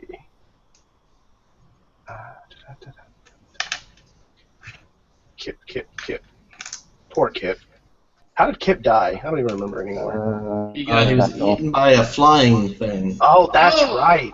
Yep, and that's another kill count for Yeti. He shot that one down. Poor thing. That poor guy. I didn't want him to die. I was really upset when he died. Me too. That's good. That's good, though. Honestly, I was more upset when Oso mysteriously disappeared. Yeah. Yeah, don't worry. The dog is going to show up any fucking second. Still hope. He does have a very large kind of machete, so yeah, so if you took that, then you've got that on you. I definitely would have taken that. No, Harlock was with Daniel, Manyar, and Zizi when that went down. We buried them, remember? No, Kip died before we left the... Oh, you're right. Kip died way over there. Yeah, I don't know that anybody actually recovered Kip's body. No, we didn't even see where he landed. He could still be alive, technically speaking. Yeah, he's still kind of lying somewhere broken. Help! Well, he didn't radio us, so we presumed the worst. Or maybe his radio broke on the way down, and Oso dragged him into a cave, and they're living happily together. Perfect. That's my headcanon now. Well, he'll be fine. He's got a big-ass knife. Exactly. Yeah. So, okay. I believe, Harlock, you actually did hit, strangely enough. Really? With a 14? Oh, well, well, I did it as an aid another since you both were shooting the same one at the same time. Oh, okay. So, yeah. So I hit him and then my gun jammed? Oh, no, I'm sorry. Yeah, that's right. You rolled all those ones. So, no. I was thinking the total. I forgot that you had told me that you would roll those ones. So, no. You go to fire, and your gun has a malfunction. And you've been in the thick enough, and you're a soldier, so you know that this is not the kind of thing that you can just fix, here and now. Great. I throw my gun at them. Okay, and Daniel, you also got a 14, but it was unassisted, right? Yeah. So, No, I assisted okay. with my gun exploding. With your gun exploding. So that is unfortunately a miss on Mandy. Yeah. Okay. I'm sure ZZ hit something. Yeah, no, I forgot to roll for ZZ. Oh ZZ yeah, please do. We'll roll 100 or something. What's the highest he can roll? That's what he's gonna. Okay, let's see. 45, I think, is the max. 20. If he's 9, it'd be 54. 30, 39. He rolled 39. Yeah. That's pretty damn good. Okay, yeah, he hit, absolutely. So that's another... How many sixes do you need to crit? Because a third of his dice are sixes this time. I've been doing it as the majority, so half or more. Okay, yeah, he didn't get. He got 3 of 9. That's. Okay, so not quite. Okay. So, but he did actually manage to hit Mandy again. And from the point of view of those in the Raptors, you guys have clambered out and are seeing Boris hauling ass as fast as he can towards you guys with these explosions going off in the background. And on Trees his on fire. tail, yeah, exactly. On his tail is this raptor kind of head down, tail out, back, so it's streamlined, and it is hauling ass right behind him. Even though it's been tagged several times and is slowed in its steps somewhat, it looks like she's going to catch Boris. Oh, we're going to shoot her to death. So, Through Boris? what we were, We'll shoot what we are going we'll to shoot do you this non-fatally. So what we're going to do this round to handle that is at the end of this round is when the raptor will take its turn. And its turn is going to be leaping onto Boris's back. So you guys have the chance to deal damage to it before it does that. Okay. Can I run towards it and fire my pistol? Absolutely. Great. I like how my pistol does the same amount of damage as my heavy machine gun. Yeah, well, the fault of the system. I'm going to hope that a simple action is within my purview as I'm running, and I'm being leapt upon, is to pull my big knife and just be ready to do like I did with the T-Rex, essentially. Defend yourself, okay? Shit. I'm assisting Harlock. Good. Fair enough. That. We formed a group. Absolutely. We already established that there's rock music playing, so you guys are naturally a band. Of course. Yes. That's 10. It's 20. I got 23 before he helped. 29 then. 29. Right. You will shoot high! Shoot high! A little higher, a little higher.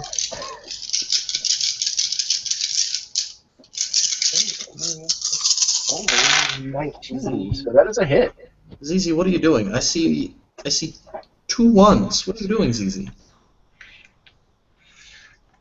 10, 20, 29. Only 29. Ugh, ZZ. That was a garbage roll. But luckily, because you guys, Daniel has been assisting you via shooting, what that actually means is that he's losing, or she is actually losing more die than just the normal 1 per exchange. So she's been losing 2 when she's been hit by both of you, kind of thing. So she's down to only having 4 dice. Okay, well ZZ got... Wait, let me count it again. Do you remember what I just said? 29. Yeah, that is more than enough for him to hit. She's steadily losing her dex dice. She probably can't roll for shit anymore. Very much so, yeah. It's definitely a slippery slope kind of thing. Okay, so that is another die. Going. However, we still have the lead one coming to get us. No, that's this one. Yeah, Mandy looks like to be the alpha. Okay, so she is now leaping at Boris. So she will be doing dexterity, what remains of her dexterity. Ooh. You know what? Which is actually nothing. She actually lost the last die of her dexterity at that point. So she turns and starts to flee. She's not dead? Damn. Is there she any is, chance that I gravely wounded. can But she has no turn dex. around How and is she not dead? Because what that means is because the way that it works is in a combat, whenever you're losing dice, that's all temporary. And then if you lose all of the dice from a particular stat, you must leave the engagement, basically. You have to leave the fight. And that means when you do that, you suffer a permanent drop to that pool. So now, where her dex dice were 6, now she only has a 5, and that's the most that she can get to, even if she heals up, kind of thing. Oh, so can we continue to shoot at her while she runs, potentially kill her? Yeah, absolutely. What happens now is that because she's fleeing from battle, any further times that she is hit will translate to another permanent die loss. Excellent. Kill Mandy. Run away. Run to pilot. Okay. So yeah, Boris just hauls ass and straight up passes Harlock. As Harlock's running the other direction with his pistol, yelling like a madman as he's entering the magazine. Boris is just like, "See ya," and just runs right past him towards the plane. Akiko has already made her way onto the plane, and Muldoon is backing away from the vehicles towards the plane with his shotgun kind of held at the ready. Virgil is kind of somewhere in between, kind of not sure whether he should actually try to help fight or save, numero uno. So he's kind of stuck between. I'm going to say that Yeti moves to the top of the stairs. He says, "Come, go, go!" And then he takes out his sniper rifle. Like, that's where he was headed to. He's like, this is the best spot where I'm going to get another shot if I get another chance. So he's on top of the stairs, ready to snipe out, essentially. Okay. Intending on targeting Mandy as she runs? No, anything that's coming toward. Nothing that's running away. Wait, is there anything left coming towards us? I don't know. That's what I want to look for. The pilot looks kind of confused and panicked. He's trying to get a story out of somebody. And Akiko, poor child, he's like, "What's going on? What happening?" And she's just kind of like stammering in Japanese at him, clearly shaken up herself. And he's not just be ready to drive plane. Yes, go now. You go now. Now, like right now. Yes. Like, oh, okay. And he kind of sit. Makes his way into the cockpit, starts to get the propellers running again. That's what he's going to be doing this round. We established what Boris is going to be doing this round. How about you, Daniel? I start screaming at Virgil to get into the damn plane, and likewise just keep scanning for anything coming towards us. Okay. Yeah, Virgil doesn't have to be told twice. He'll turn and start making his way up the stairs past Boris. Muldoon is kind of standing out right beside where you are, Daniel. Right. Kind of trying to hold the front line. Well, not the front line, because Harlock's out some ways in front of you guys. Yeah. And Harlock, what are you doing? Well, now that there's nothing about to jump on Boris, and I don't need to kill it, if there is anything more that I see coming, I'm going to start running towards the plane, but still shooting at Mandy. Okay. Shooting at Mandy and kind of keeping your head on a swivel. Right. Got it. Okay. Everybody who is kind of keeping an eye out, which would, I believe, be the three of you guys, go ahead and make me some kind of perception-based check. All of you will be at a -2 dice because of the raging rain that's coming down around you. Great. Okay. Harlock, what you see? I'm assisting Daniel. Okay. What do you I was going to add a die for Harlock, my ally, if that's okay. Yeah, sure. Okay. Wait, can I add a die for Harlock. my ally? That's fine. Yeah. Again, he is kind of it's a bonus that he gets to pick up because he's looking at you for cues and things like that. So he's kind of watching where you're pointing your gun and things like that, and that's going to kind of aid him. Okay. Well, I only got 1 6 to help with. Okay. I got 10. Okay. A 10. 16. Did you get any 6s? Because maybe you should help me. I got 1 6. Okay, good. You're helping me, because Fair enough. I'm higher than you did. Okay. I thought you only got 1 dice. 14. No, it's only -2, right? No, Yeah. it's minus 2 dice. Yeah, Yeah, -2 dice. But it's 2 dice from your main stat. So I have Wisdom of 3, Survivalist of 2. Oh, shit, right. I should probably actually roll one of my cliches, shouldn't I?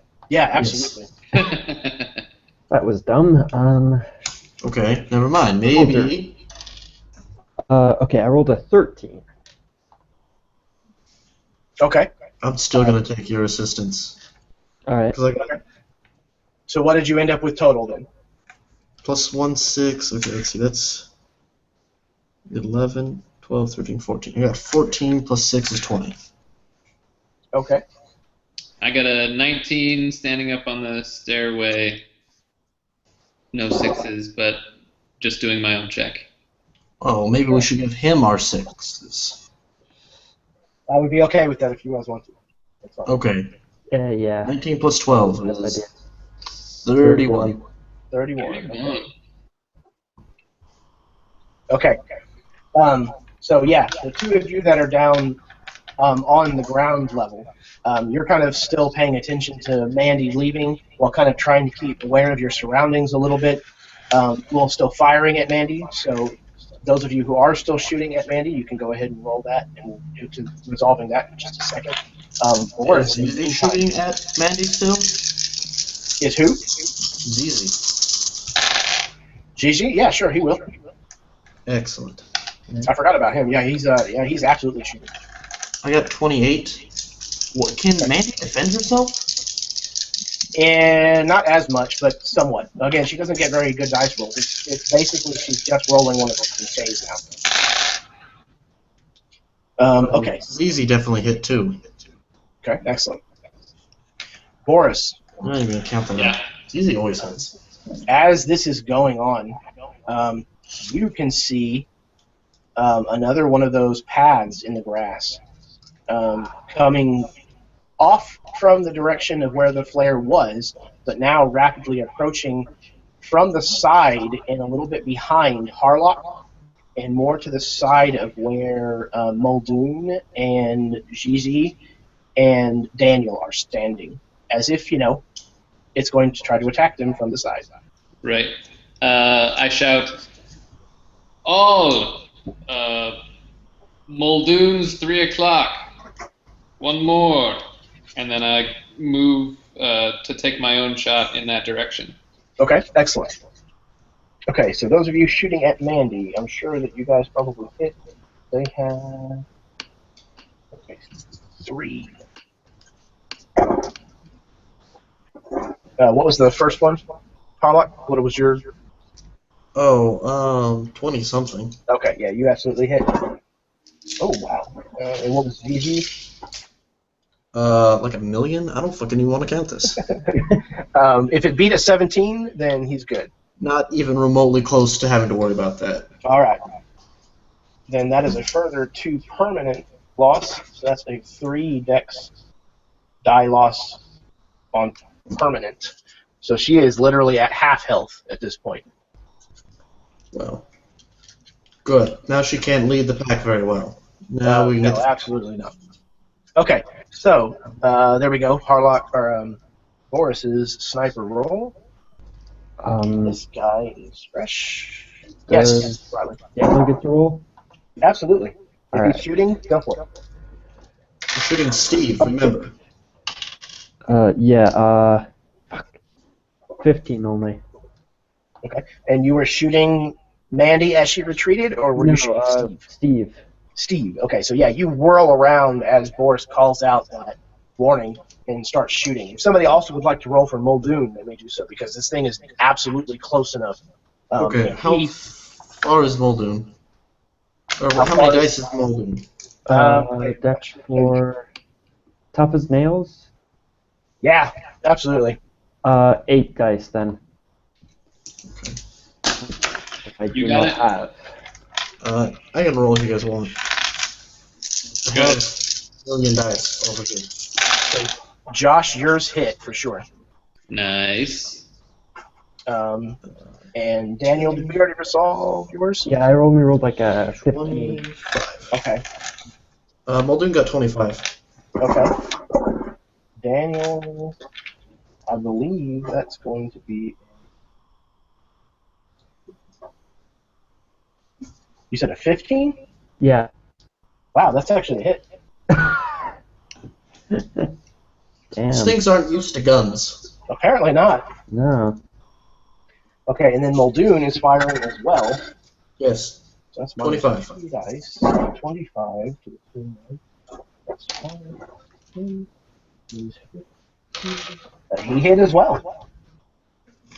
So Steve is now down 3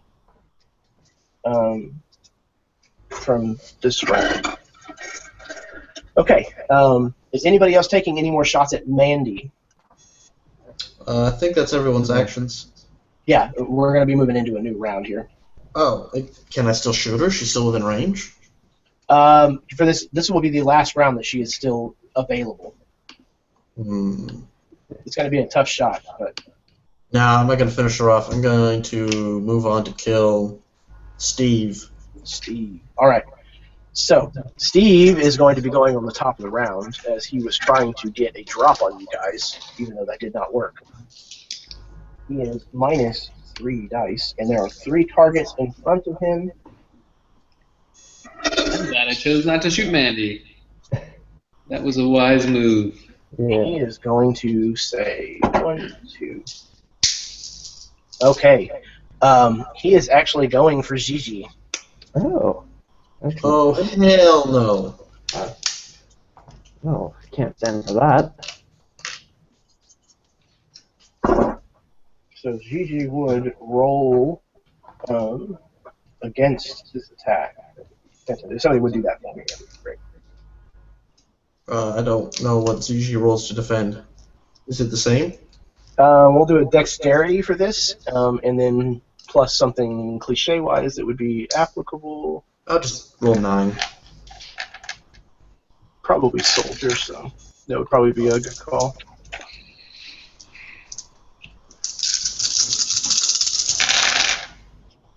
$10, 20, 30,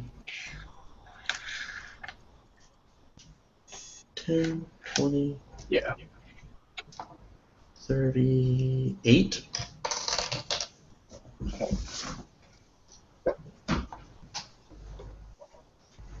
She's Okay. an unstoppable monster.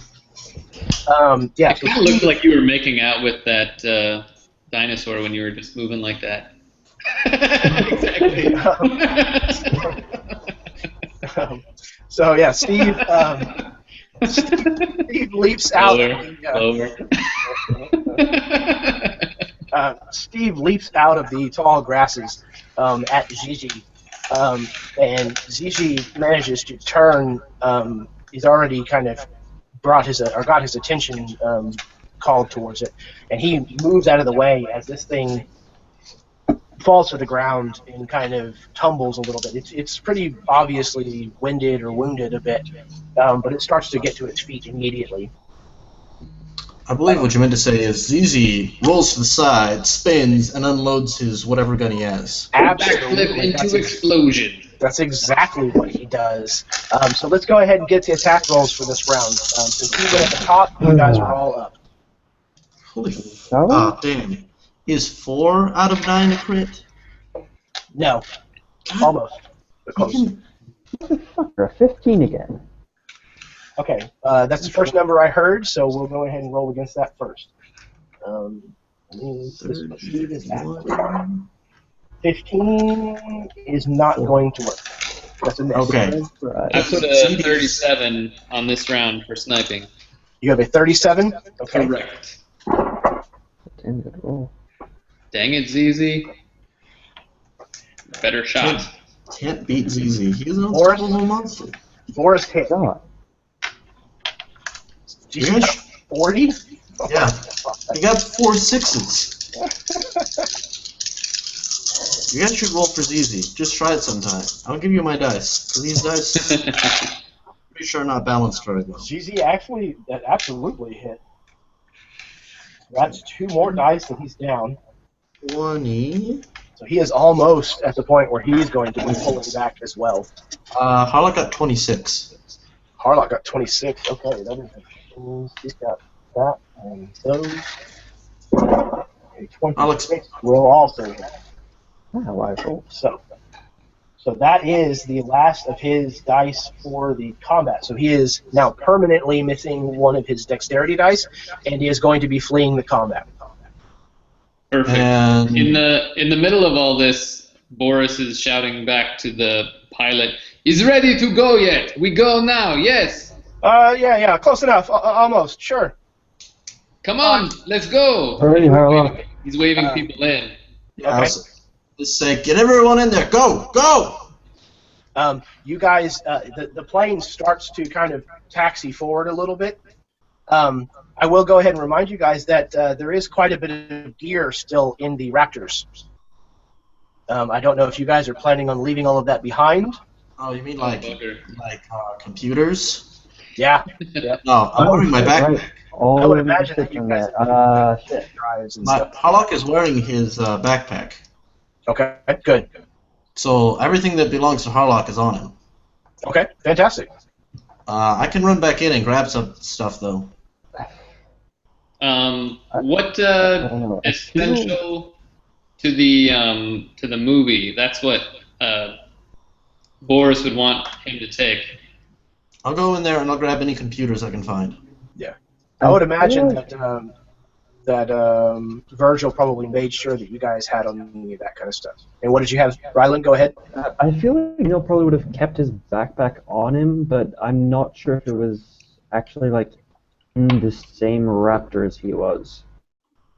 Even still, you guys had enough time to, as you were climbing out of the Raptor, to grab it, or from that one or the other one. Either way.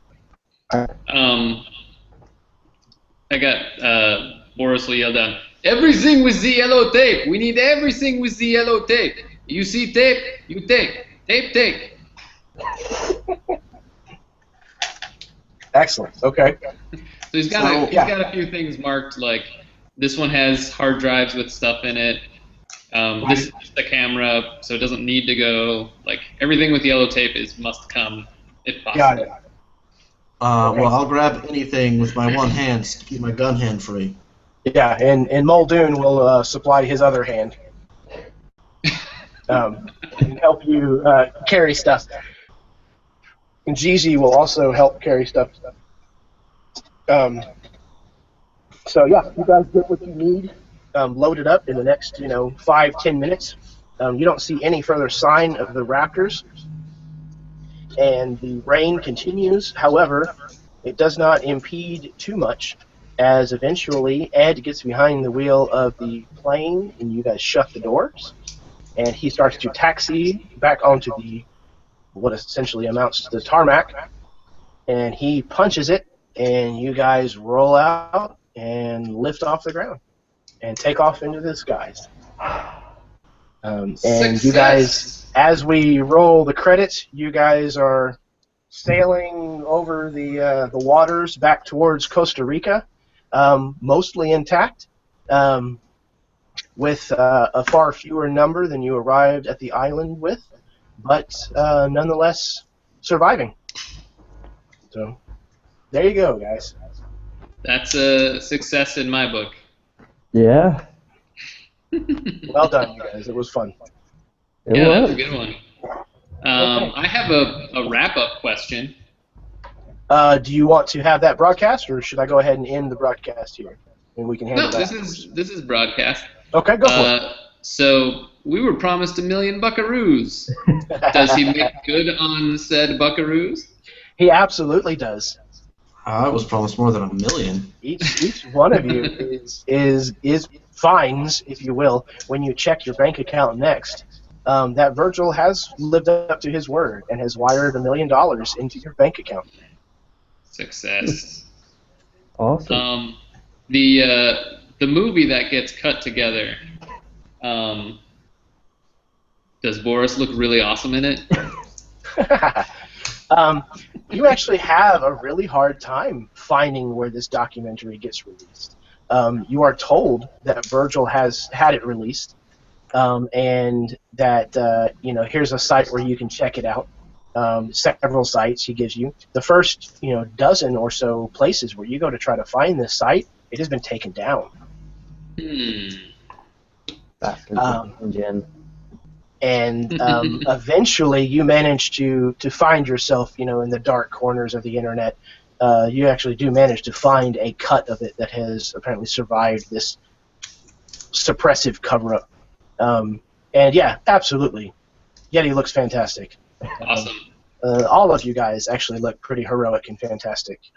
And there is, a nice little memorial at the end of it all that touches on those that lost their lives on the island. In the arms of the dinosaurs.